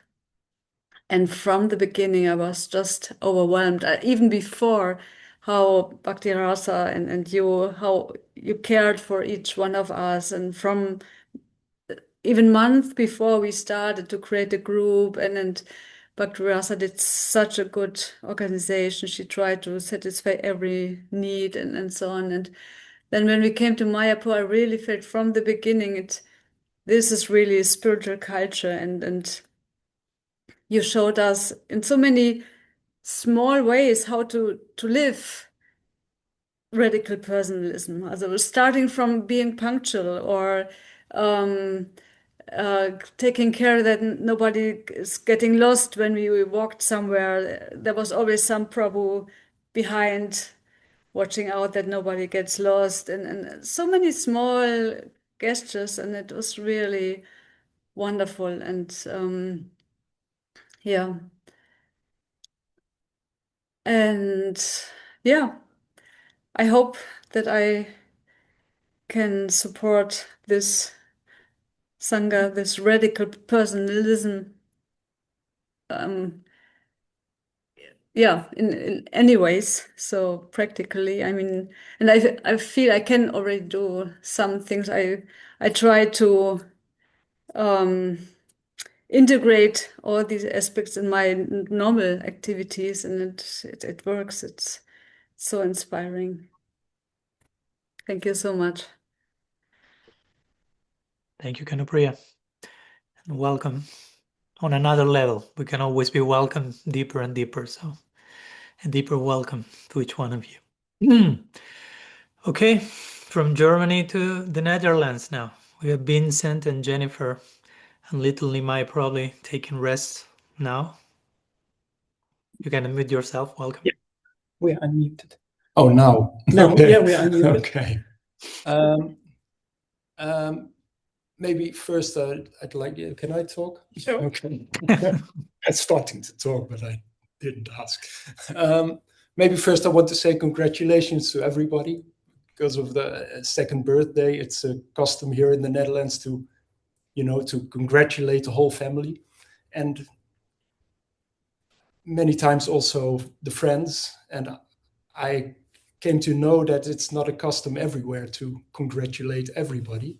So congratulations to everybody with the second birthday.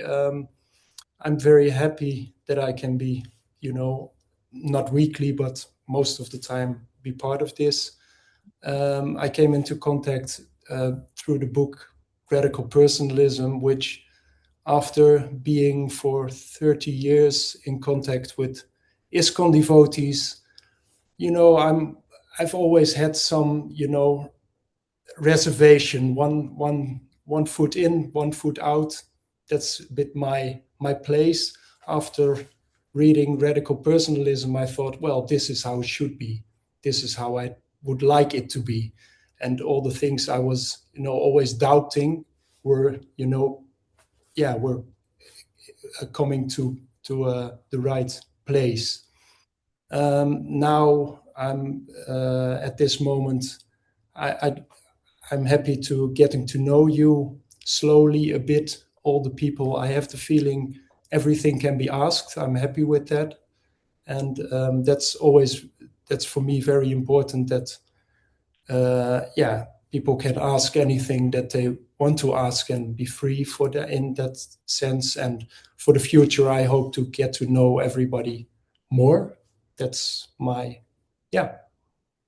and I'm thankful for Jennifer to, always taking the lead in participating in things, and otherwise I wouldn't be here without her. I'm not a very otherwise I would be still sitting in my cave reading and things like that. So thank you. Thank you. Thank you, Vincent. And Jennifer, please. I just say I keep it short because I googled Zen brevity. How do you pronounce it? What Bhakti Rasa shared. So I googled it. So I keep it short. So for me, in the beginning, there was curiosity, I think, and at the same time, a bit like not knowing, being a bit in the unknown about the TADATMYA Sangha. And then after I also started reading Radical Personalism, there was, for me, like Bhakti coming to life, like aliveness. And that's also what I now still feel, that Bhakti is so much alive through your books, through the Sangha. We meet weekly here. And that's what I appreciate, because I also feel more alive through that. So Bhakti is more alive. I feel more alive, also with my relationships I have. And for the future, I also hope to get to know more of you, and looking forward for more books, more in a way community, in retreats, whatever this can be. So I'm very grateful also for this community. Thank you all. Thank you, Jennifer. Thank you, Vincent, again. Thank you, both of you. An honor to have you in the family as well. Okay, let's take a not so long flight to the UK, where Jamuna is waiting us with ladus and samosas and kachori. But you can only enjoy them if you're there in 3D. So sorry for you guys. And the parrots, are the parrots nearby? They're sleeping. They are sleeping, okay. They're actually blowing kisses behind their screen, so yeah. It's actually Krishna Prem that inspired me. He was so nervous, and English isn't even his first language, and he still was willing to do an offering, so I thought I'd grab my nerves and speak. Bhakta Prem. You refer to Bhakta Prem? Prem. Sorry, yes, Bhakta Prem. I was wondering who is Krishna Prem. Yeah. Sorry, that's Bhakta my nerves. Prem from Lima. Yeah. Okay. God, there's so much. When you said 3 minutes, I was like, how can anyone speak for 3 minutes? And now I'm like, oh my God, I've got so much to say. I don't know where to begin. I'll give you a few more, no problem. No, don't. Coming before TADATMYA Sangha was officially formed, it was already there. As you were saying in the beginning of today. And to put it bluntly, it saved my spiritual ass. If it wasn't for TADATMYA Sangha, if it wasn't for the mood that you carry, I don't know where I would be. There was a richness that I'd been seeking, like Badra was speaking. There was something more that I was thinking spiritual life was, but I just thought I was doing it all wrong. And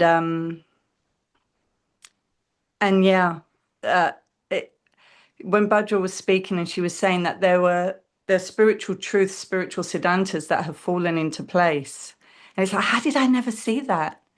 My goodness, you've made things that seem so complex and out of reach, so simple and everyday.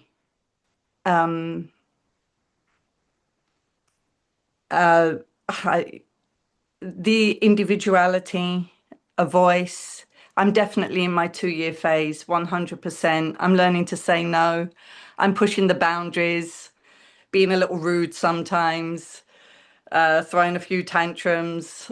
That is very much me. And it's really healthy for a 2-year-old to do that. If they can't do that, then they end up being a stifled good little girl, which is what I was. And so you're helping me, TADATMYA Sangha, all of TADATMYA Sangha, under your umbrella, is helping me be an individual in spiritual life, that it's okay to carve a path to adventure on the path of spiritual life. It's actually an adventure. It's not, I was always told told that there's a journal, not a journal, a manual.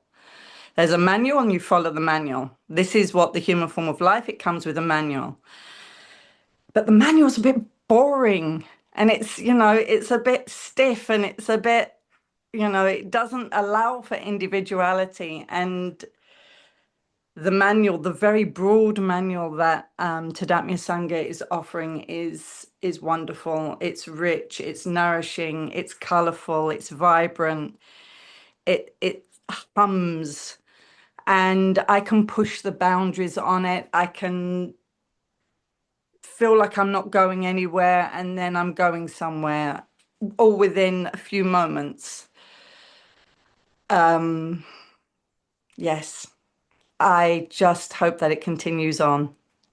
One day I don't wake up and Anuradha sends me an email going, "Oh my God, TADATMYA Sangha's fallen through the roof.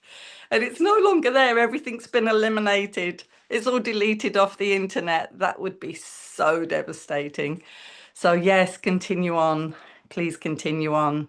And with everybody's hearts here, it's a true blessing. Feel very, very blessed. Thank you. Thank you, dear Jamunaji. We are all very, very blessed to have you. That's a very important part of the equation. Very important spice in the masala. Deep gratitude. Okay, now comes a really long flight. So fasten your seatbelt, brace yourself. We're going from UK to New Zealand. A big jet lag as well. So I pray for your speed recovery. And we have Trivikram Prabhu and Sumukhi over there, who are invited to unmute yourself, and you're more than welcome. Hare Krishna, everybody. Can you hear me? Yeah. Yeah, okay, great. So, feeling a bit nervous, and definitely the 2-year-old that needs to hold on to his mummy's hand in this situation. And just feeling that that trepidation of having to come up with some kind of cohesive statement with some realizations, but I'll try my best. And so in answer to the questions, the initial emotion or expectation or desire for the TADATMYA Sangha for me was the potential for rebirth and a new beginning. Since we'd come from a history of so much box ticking, ritually correct approach to spiritual life, things had stagnated somewhat for me. And once I became, through the grace of my good friend Ramachandra Prabhu, who's also on this call, I became exposed to radical personalism, and we began this conversation on our own. I quite quickly derived a lot of nourishment and renewed hope and a fresh perspective on spiritual life and how we were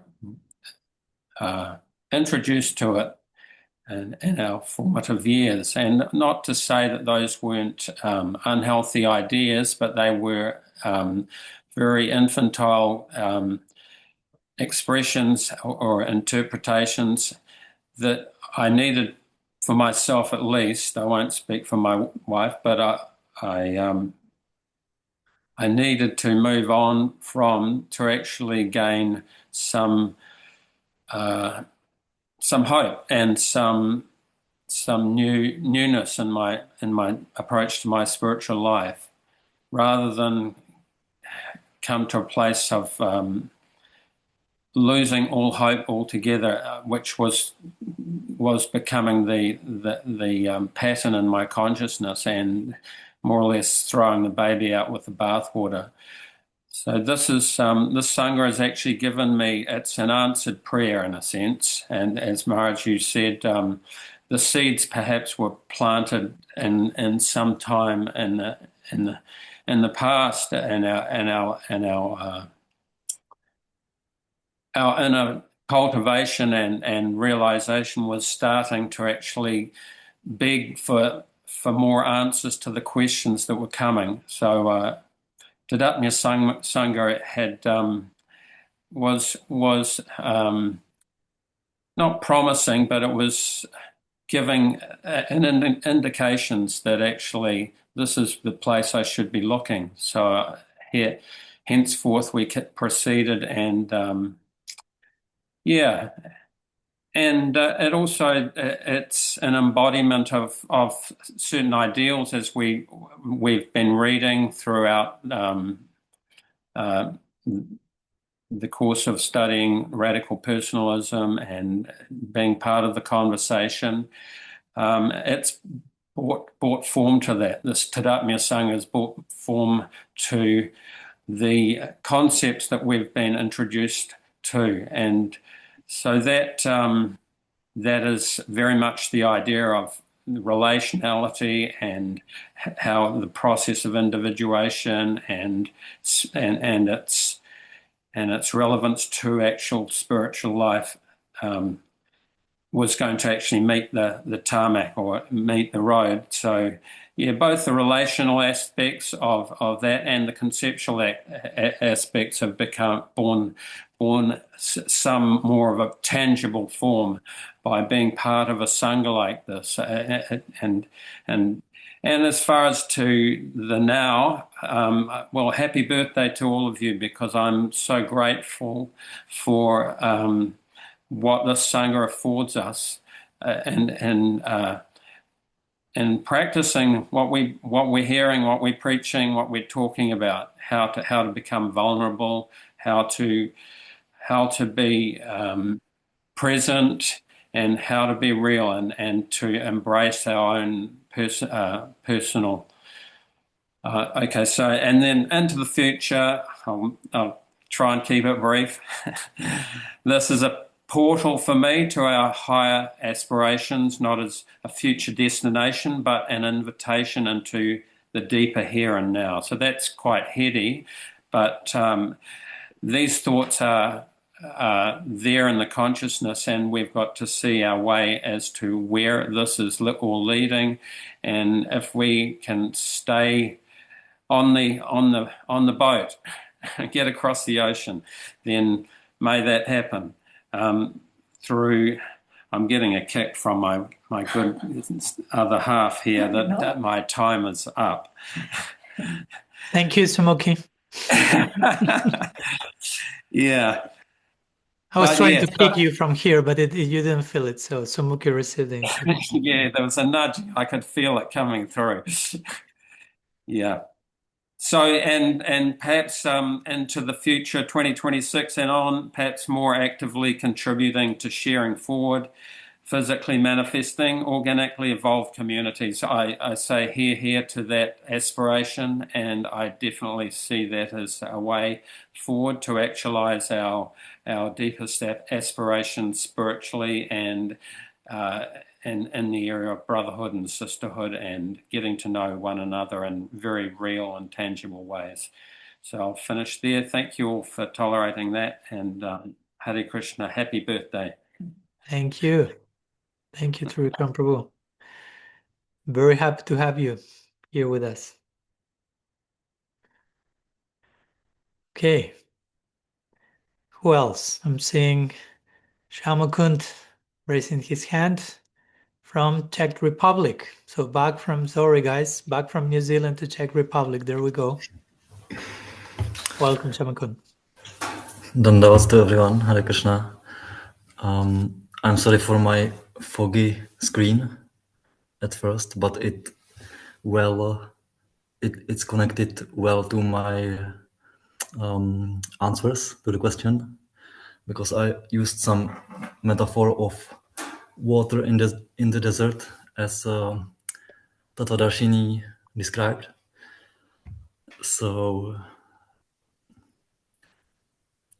it will be kind of poetic, because I think as Maharaj, as you are saying, poetry is language of love, and I feel that Tadatmya Sangha is place of love for me. So I'm using this. So when I came in contact with you, Maharaj, and your lectures, and eventually the radical personalism, it felt like I found a well of fresh water in desert of my spiritual crisis or faith crisis. And I felt like very nourished by the fresh approach to universal spirituality in daily life. And as I became like more in contact, or I listened more lectures, and eventually I came to the Swiss retreat last year. It was really like some oasis was growing around this well in the desert, and like people are gathering around this oasis and taking water, and yeah, just the feeling of like vulnerable opening of my own heart, and being witness to the openings of heart of others in the Sangha is priceless experience. And I wished for something like that in a company of devotees for a long time. So it's really beautiful to experience. And for the future, for coming years, I wish to participate more regularly as time allows. And yeah, I wish for lifelong friendship and village, for beautiful village growing in the oasis around the well in desert. And yeah, I feel like it's this Sangha is already community, virtual village of pilgrims in this world, and it's so nourishing, inspiring to hear and witness the changes of us, and I'm learning a lot. So thank you very much for all of you, that I can be part of this as much as is possible. Thank you. Deep gratitude, Shamakun. Pleasure to have you here as well. Okay. Svetodev Radhika from Czech Republic will go to Ireland. And I hope Amanda Vikram manifests this at some point, maybe. I know he's hiding behind the camera. I know you're there, Amanda G. Yes or no? You tell me. He is around. Yeah, of course. He's always around. You can start. We give him a few minutes. No problem. I asked him, he may not come, but you know, he is around. But we know anyway. he's there. Okay.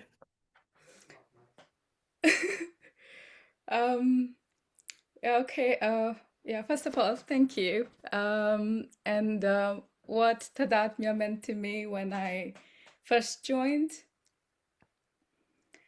it was a sigh of relief. It was like being born into a new world and exploring what real sadhu sangha is. And it was so refreshing. And also this idea of like belonging and fitting in. It was so new. I didn't even know there's a difference until I read in your book, and I was like, wow, it makes so much sense, and I want to belong. So exploring, you know, like what it means to belong. Yeah, I mean, like, it's been 2 years. In one sense, it feels like, wow, the time passed so fast, but so much has happened since. And what Tadatmya means to me today, to be honest, I don't know. It's messy. When you said all the things about 2-year-old, pretty much everything checked for me. And even today, I was questioning, like all day, I'm like, am I going? Am I not going? Like, I'll go, I'll not go. And like, I'm in the rebel phase, sometimes resonating, mostly not resonating, and saying no, and all of those things. But deep inside, I know I belong. And I think that's the beauty of this, like I had this thought that Tadatmya is not just like this, the idea of community that I had before. So it's like much deeper than that, which I really don't understand. But something like, more profound. Yeah, so that's my current state, really don't know, and exploring all that it is. But hearing you explain the 2-year-old and all that was a sigh of relief again. So, the first year it was like sigh of relief, and now it is a deeper sigh of relief. So in the future, hope for the future is probably an even deeper sigh of relief. So yeah, I don't know. I mean, I don't know now. I don't know what it is going to be in the future, but it's exciting. It's exciting for me because it's given me the courage to explore who I am, to individuate. And yeah, in all this messiness, there is like this strange sense of like feeling content and happy and peaceful. So yeah, I appreciate all of that. And yeah, it's unique and so extra special that I'm just saying so many words, but really, like, I feel like I don't really have the right words to say what I want to say. Well, thank you. Thank you. You've said a lot. Thank you so much, Swetadup. And thank you, Amanda Vikram, over there as well. We appreciate your presence by absence, union in separation, no problem. Thank you both. See, he's a bigger rebel. He's not even showing his face, but he's doing well. Yeah, he's supporting you in your rebelness. So he's even more rebel, no problem. Greetings to both. Thank you. Okay, from Ireland back to the UK, we have Tapananandini Agor Taram Prabhu. Both. Nice to see you both. Thank you. Welcome. Hi, Krishna. It's wonderful to be with you all here celebrating 2 years. Just happy birthday, and lovely to see the Spanish part of our village here. We don't get a chance to meet you very often, so love to see you. At first, Tadatmya was like finding a home and a safe place among so many like-minded people. And it's deepened my understanding and appreciation of Gaudiya Vaishnavism. So, and now this Sadhu Sangha is a very special group of friends that are able to beautifully engage in the Bodhayanta Parasparam, you mentioned a lot, Maharaj, that we now have this more, the churning rooms, the breakthrough rooms, which help us all connect and enliven and enrich each other. Really appreciating that. This Tadatmya, as everyone's saying, it's the highlight of our week. And it's led to meeting so many of you, even through the retreats and, and the going on the wonderful pilgrimage to Sri Navadvip Dham was absolutely amazing. And meeting so many of you in 3D was absolutely brilliant. And Tadatmya Sangha, for me, it's just an international village of sadhakas, and that with the, developing deeper and deeper relationships. And we're all on this very exciting and messy spiritual adventure together. And so thank you. It's been wonderful. Thank you, Chapanandini. We have Gautran Prabhu's younger brother talking today. Someone has stolen your beard. Yes. That's what people say when I shave also. You look like Swami Padmanabha's younger brotder. So anyhow, nice to have you. With or without beard, Gautran Prabhu. Your heart is always the same. I'm trying to lose weight, and that was the first thing to go. Okay. So I came into the TADATMYA group via Tapana and Manjuali, really. Strong coercion, I think, was the first tactic. And then I read your book, The Radical Personalism, and I thought, wow, this is like my Guru Maharaj speaking, but taking his ideas forward. And for so long, I'd been feeling isolated. I've got god brothers and god sisters that I can talk to, but they all live in different parts of the world. It's a bit of a strain. And we do have some nice devotees in this part of the world, as you know, because you met some of them. So I'm very glad that I got involved in the weekly darshan and interaction on the Sangha, and met some lovely devotees. And then when we had the retreat in Somerset last year, getting to meet them in real life and getting to know each other and share our stories together, I thought it was a bit like we were all part of a jigsaw puzzle and none of the bits fitted properly, but somehow or other we were amending our own jigsaw piece to fit in with everybody else and learning how to cooperate. But it just felt very natural. And it's something that was sorely missing when I was in a religious institution, when I was in ISKCON. The friendship wasn't there, that kind of deep friendship. It seemed to evolve quite easily in this. And as you say, Maharaj, this is an organic movement. Nothing's forced. Nothing is rigorously planned. When things happen, you can rely very much on Bhakti Ras to step up and organize whatever needs organizing. And everybody fits in so nicely together. It's lovely. And this recent journey to Navadvip was amazing. You spend a part of your life trying to fall in love, trying to find someone you can spend your life with. But you're just looking for one person.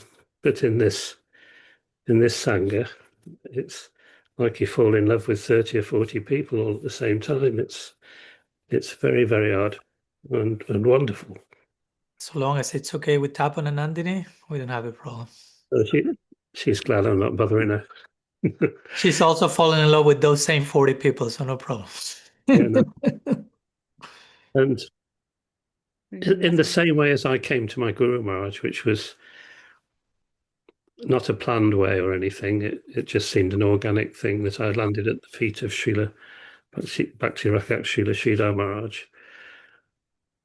And then coming into contact with you and seeing that somebody had so much love for his words and yet I'd never met him.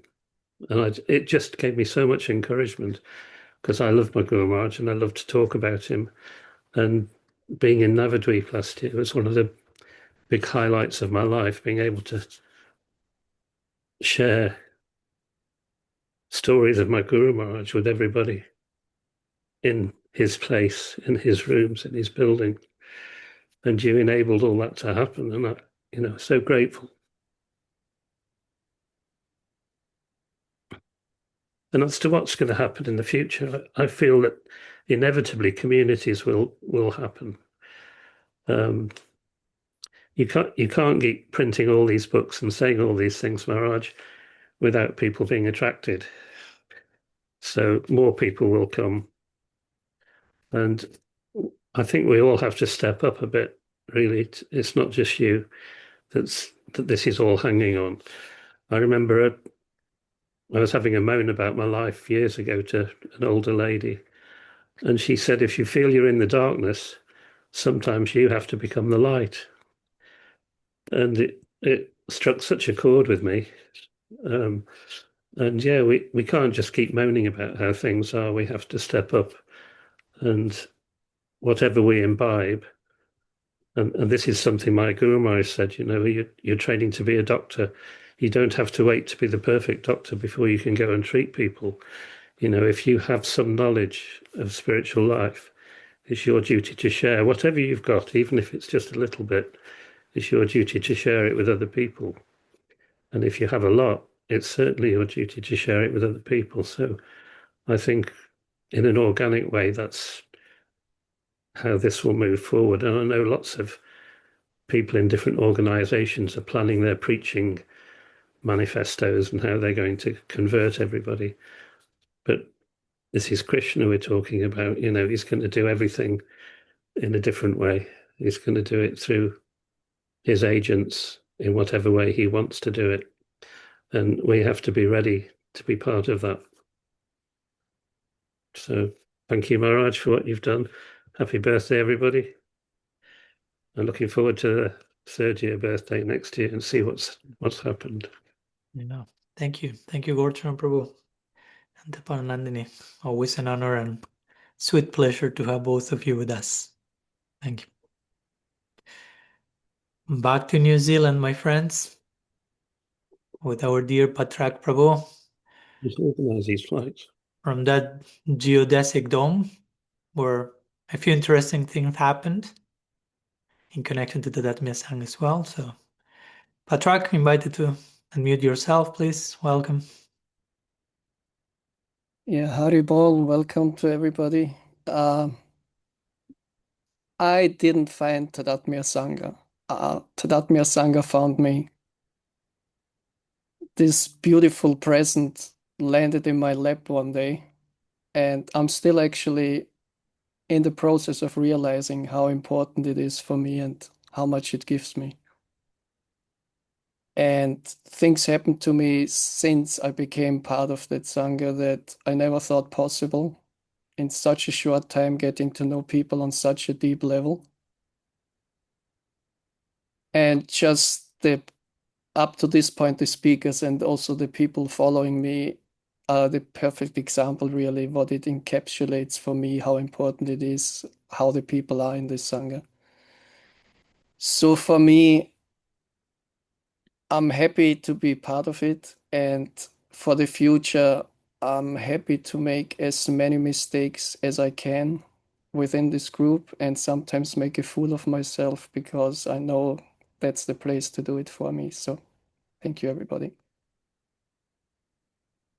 Thank you, Patrakji.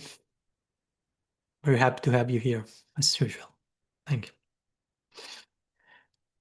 you. Let's go back to UK, my friends. We have Manjwali, our dear Manjwali. Welcome. Thank you, Maharaj, and thank you to everybody for being part of this family, this village. It's, I think I met Maharaj through Namras only a year and a half ago, so I haven't been here for the whole 2 years. But this Sangha has been such an enriching experience for me. Just doing all my practice quietly in the background and having association with different sanghas as well, and having reading Richard Rohr more than 20 years. Everything, when I met Maharaj and when I read Radical Personalism, I just got this big yes. This is what I've been pondering and journeying toward for so many years. And I felt, I just only went for a couple of days to the UK retreat 2 years ago. And immediately I felt I belonged. And I felt coming home. And that was such a gift because, I've been around for quite a lot of years and I've been on the edge of different institutions. But Srila Prabhupada has been with me, and Srila Sridhar Maharaj have been underpinned and stayed with me in community and in my own personal daily practice. And I feel that this Sangha really, for me, embodies both of their teachings in a new and refreshing way. And this has been a huge gift for me in my own practice, but also meeting kindred souls, brothers and sisters together has enriched my life, challenged my life, and helped me to grow into a deeper and more authentic person. So I feel, yes, we all have our 2-year-old, we all have our inner child, and we know what it's like. The inner child it can wobble, and we can all wobble. But with the strength of community, we hold each other's hands and we help each other to deepen our journey. And we teach each other, and we sit with each other in our dark moments, and we are present to the journey that's unfolding before us, and we're in service to that journey as a group of souls. And this is a huge gift for me personally, but for each of us together to grow and to contribute and to learn is a huge gift. Srila Sridhar Maharaj, Srila Prabhupada set up communities because we learn from each other. And community feeds our souls, challenges us, and gives us a reason for being. So I just feel so grateful to this community, the TADATMYA Sangha. I really feel grateful to Bhakti Rasa, who in the background is holding us all, I mean, there's so much that goes on just to hold this community together. And I know there's many other people as well, but just, and I really thank you, Maharaj. Where are we going? The future is bright. And I loved what you were saying about imagination. William Blake always says, imagination is the core. If you have no imagination, you don't go anywhere. So we have to be able to imagine and draw in and dream in a way where we can share the love that we're all receiving, and in a way that is crafted, but not imposed. That is an organic development of our expression of what we're receiving from the divine. And we're just containers, but we allow it to drop down and then let it go. Because in the place of love, in the place of service, there's no ownership. There's only a communion, and communion comes by the gift of community. So I think the future is bright, and I really thank you, Maharaj, for, being radically personal and for actually following your inner call to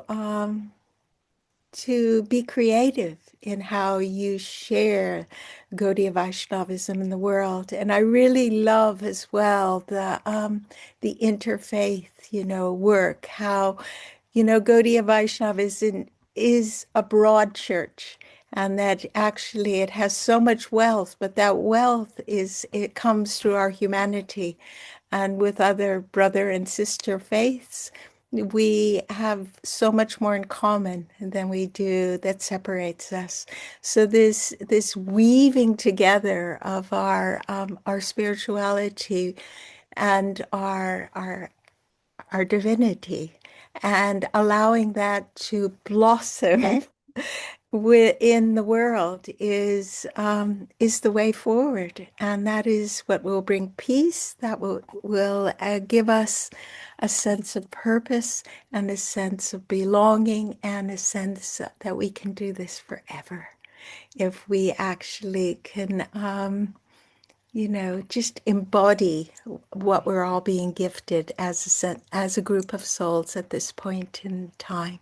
So thank you, Maharaj. Thank you, Bhakti Rasa. And thank you, each one of you, for being part of my life, because this Sangha has enriched me in so many ways that I'm ever, ever so grateful. Thank you. Thank you, dear Manjali, and thank you for being part of the life and hearts of each other. We are honored to have you on the past. Yeah. Okay, we'll now go to Germany back, and we're inviting Ananga Manjari to share her heart with us. Welcome. Hare Krishna, dear Maharaj, and everyone else. I'm also very, very grateful and thankful that I got to know about this beautiful Sangha. And I had some quite earthquake in my spiritual life some years ago, where I really didn't know how we go on, how I will go on, or better to say, how we will go on, because my husband Agastya felt the same. And then I had lecture, which this was in I think in Switzerland with Krishna Chandra, self-love in Bhakti. Oh, yeah. And yes, and it was a little bit like feeling when I read first time Bhagavad Gita. I went through the whole night because it was so like, wow, yes, yes, yes. And after this lecture, self-love in Bhakti, I felt the same. I was hearing again and again, and I was like, yes, yes, thank you. Because, it was for me finally someone speaking that my heart can react on it. And it was speaking to my heart. And what can I say? Thank you for explaining what means respect, sincere, belonging, all of these wonderful things. Brothers and sisters, for me, it was so important to hear, to see also from Gaudiya Vaishnava, this respectful part of, showing respect to others and seeing the whole, although, unity in diversity.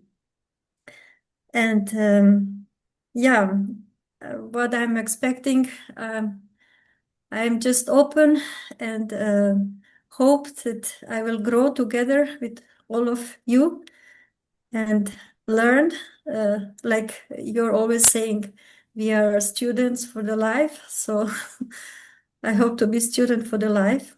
And also I want to thank you because I know nowadays maybe it's a little bit different, but I got to hear your Gopi Gita session, and I'm very thankful for this also. So thank you. Thank you, Ananga Manjari. Pleasure and honor to have you and Agastya Muni as part of the Sangha. Yeah, thank you. Okay, we'll go to our last raised hand, to Karuneshwari and Ravindraji. You can unmute yourself. Welcome. Hare Krishna. I took a long time to put my hand up tonight because I was thinking that everything that I can say, I feel I've already said it. And then Patrak spoke and it was brief, and I thought, okay, I can at least say something brief like he did, just to say something. So I'm glad Patrak spoke. And I just thought, what to do if I've said it all already, I just say it again. I think, Maharaj, you already know like all the reasons why I was looking for something different from how I understood spiritual life previously. And I often think of one of the poems that we all shared at the UK retreat called "It is a Lie." It's a lie, any talk of God that does not comfort you. And I think that sums up a lot of how I was feeling before TADATMYA Sangha, that, I felt that spiritual life should be more full of love and upliftment, if that's a word, and positivity. And I hadn't really perceived it enough in that way. And I was struggling to find like positive examples, in the culture around spiritual life. So TADATMYA has brought all of that. In the beginning, it was like hope. It was also like recognition of, wow, it does exist. What I'm looking for is there. So that's a recognition. And then today, a little bit, no, different from Shweta, but a little bit, there's something under the surface that I can't put my finger on that's, needs to tease out something, I don't know, some sort of growth, or feeling something that I can't quite identify. I think it's maybe, I don't want to just take all of this for granted. After like a couple of years, maybe feeling that, okay, novelty's not there so much, and maybe I'm just taking everything too much for granted now because, the familiarity and everything settles in, and, something like that going on. So for the future, my hope is to not take all of this for granted, because it's actually very, very special. And when I think about it, 6 or 7 days a week, if I'm not too busy with work, then I associate with some of the members of TADATMYA Sangha online. So it's nearly every day of the week when I'm free. And that's really special, between online yoga and contemplative prayer and this, and Ladies Sangha, and our Irish reading group that we have now as well, reading Radical Personalism together. All of these things have become like such a major part of my week and my life. So it's actually so much a part of my life that I think I've forgotten how much it's a part of my life. Mm. So I want to continue with appreciation and gratitude, and just deepening everything. And I'm really grateful for everyone that I know in TADATMYA Sangha, all of you. And of course you, Maharaj, and your books and lectures, and all of the relationships. So thank you all. Hare Krishna. Mm. So I'll just quickly say something. For me, living out here in the middle of almost nowhere, my big devotee association is Karaneshri. But it's been interesting that, so a few years back, when I was looking for, after having become a little disappointed with the way things were being managed in ISKCON. And but hearing so many people complaining and moaning about it, and for me, I'd just gone into it, and I went straight into the Brahmacharya ashram, having been living and working in Denmark. So I came back to the UK straight in there. And I knew I was walking into a kind of cultish situation, but I was looking for Krishna, and I knew nothing was going to get in the way of that. So, I mean, it's just, I met such incredible people along the way, beautiful devotees. But for me, I didn't see a lot of the things that many devotees see, because when you're in the Brahmacharya ashram, you don't really see those things, I think. But coming out the other end in Ireland and communicating more with household devotees, began to hear so many things. And then I realized, that there's something, it's a shame, it's disappointing why it's being like this. Why is it? But then I actually found your first book, Maharaj, Bhakti Inherent or Inherited. And when I read that, I thought, it's like this is like a breath of fresh air. There's some intelligence in here. Swami Padmanabha, he's not an ISKCON devotee, funnily enough, but it's really encouraging. And then roughly the same time, Karneshri, she found TADATMYA, which we'll call it, because this TADATMYA has become. So then we communicated together with it, and then we first met you in that small house when Sam was there, Anuradha was there, and then the next year it was Radical Personalism tour when we all met in that big old cold house. And then last year when we met in the Glastonbury, which was, but it's like this progression that, and so in a sense, like, because Karuneshwari, she's very much involved with TADATMYA more than I am, you know, especially with the ladies' sanghas and associated. But somehow it's become part of my world as well. But for me, the basis of the whole thing is the books. You know, books are the basis because I'm very kind of overjoyed to hear like a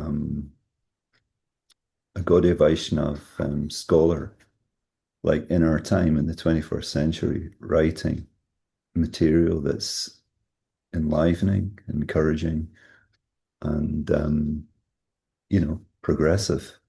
This, for me, this is great, and it's really like a breath of fresh air. And for me, that's the basis of the whole thing. And so it brings me to this, you know, TADATMYA has become really something. And for the future, I'm just hoping, because we couldn't come to India last year, I'm just hoping that there's a parikrama in India that we can come to in 2026. We'll see, I'd love to travel to the holy places in India with yourself, Maharaj, and some of the amazing devotees here. That'd be really special. So I'm happy to be a 2-year-old as well. Thank you. Thank you, Ravindraji. Thank you, Karuneshwari. And yeah, thank you. Happy birthday to all of you.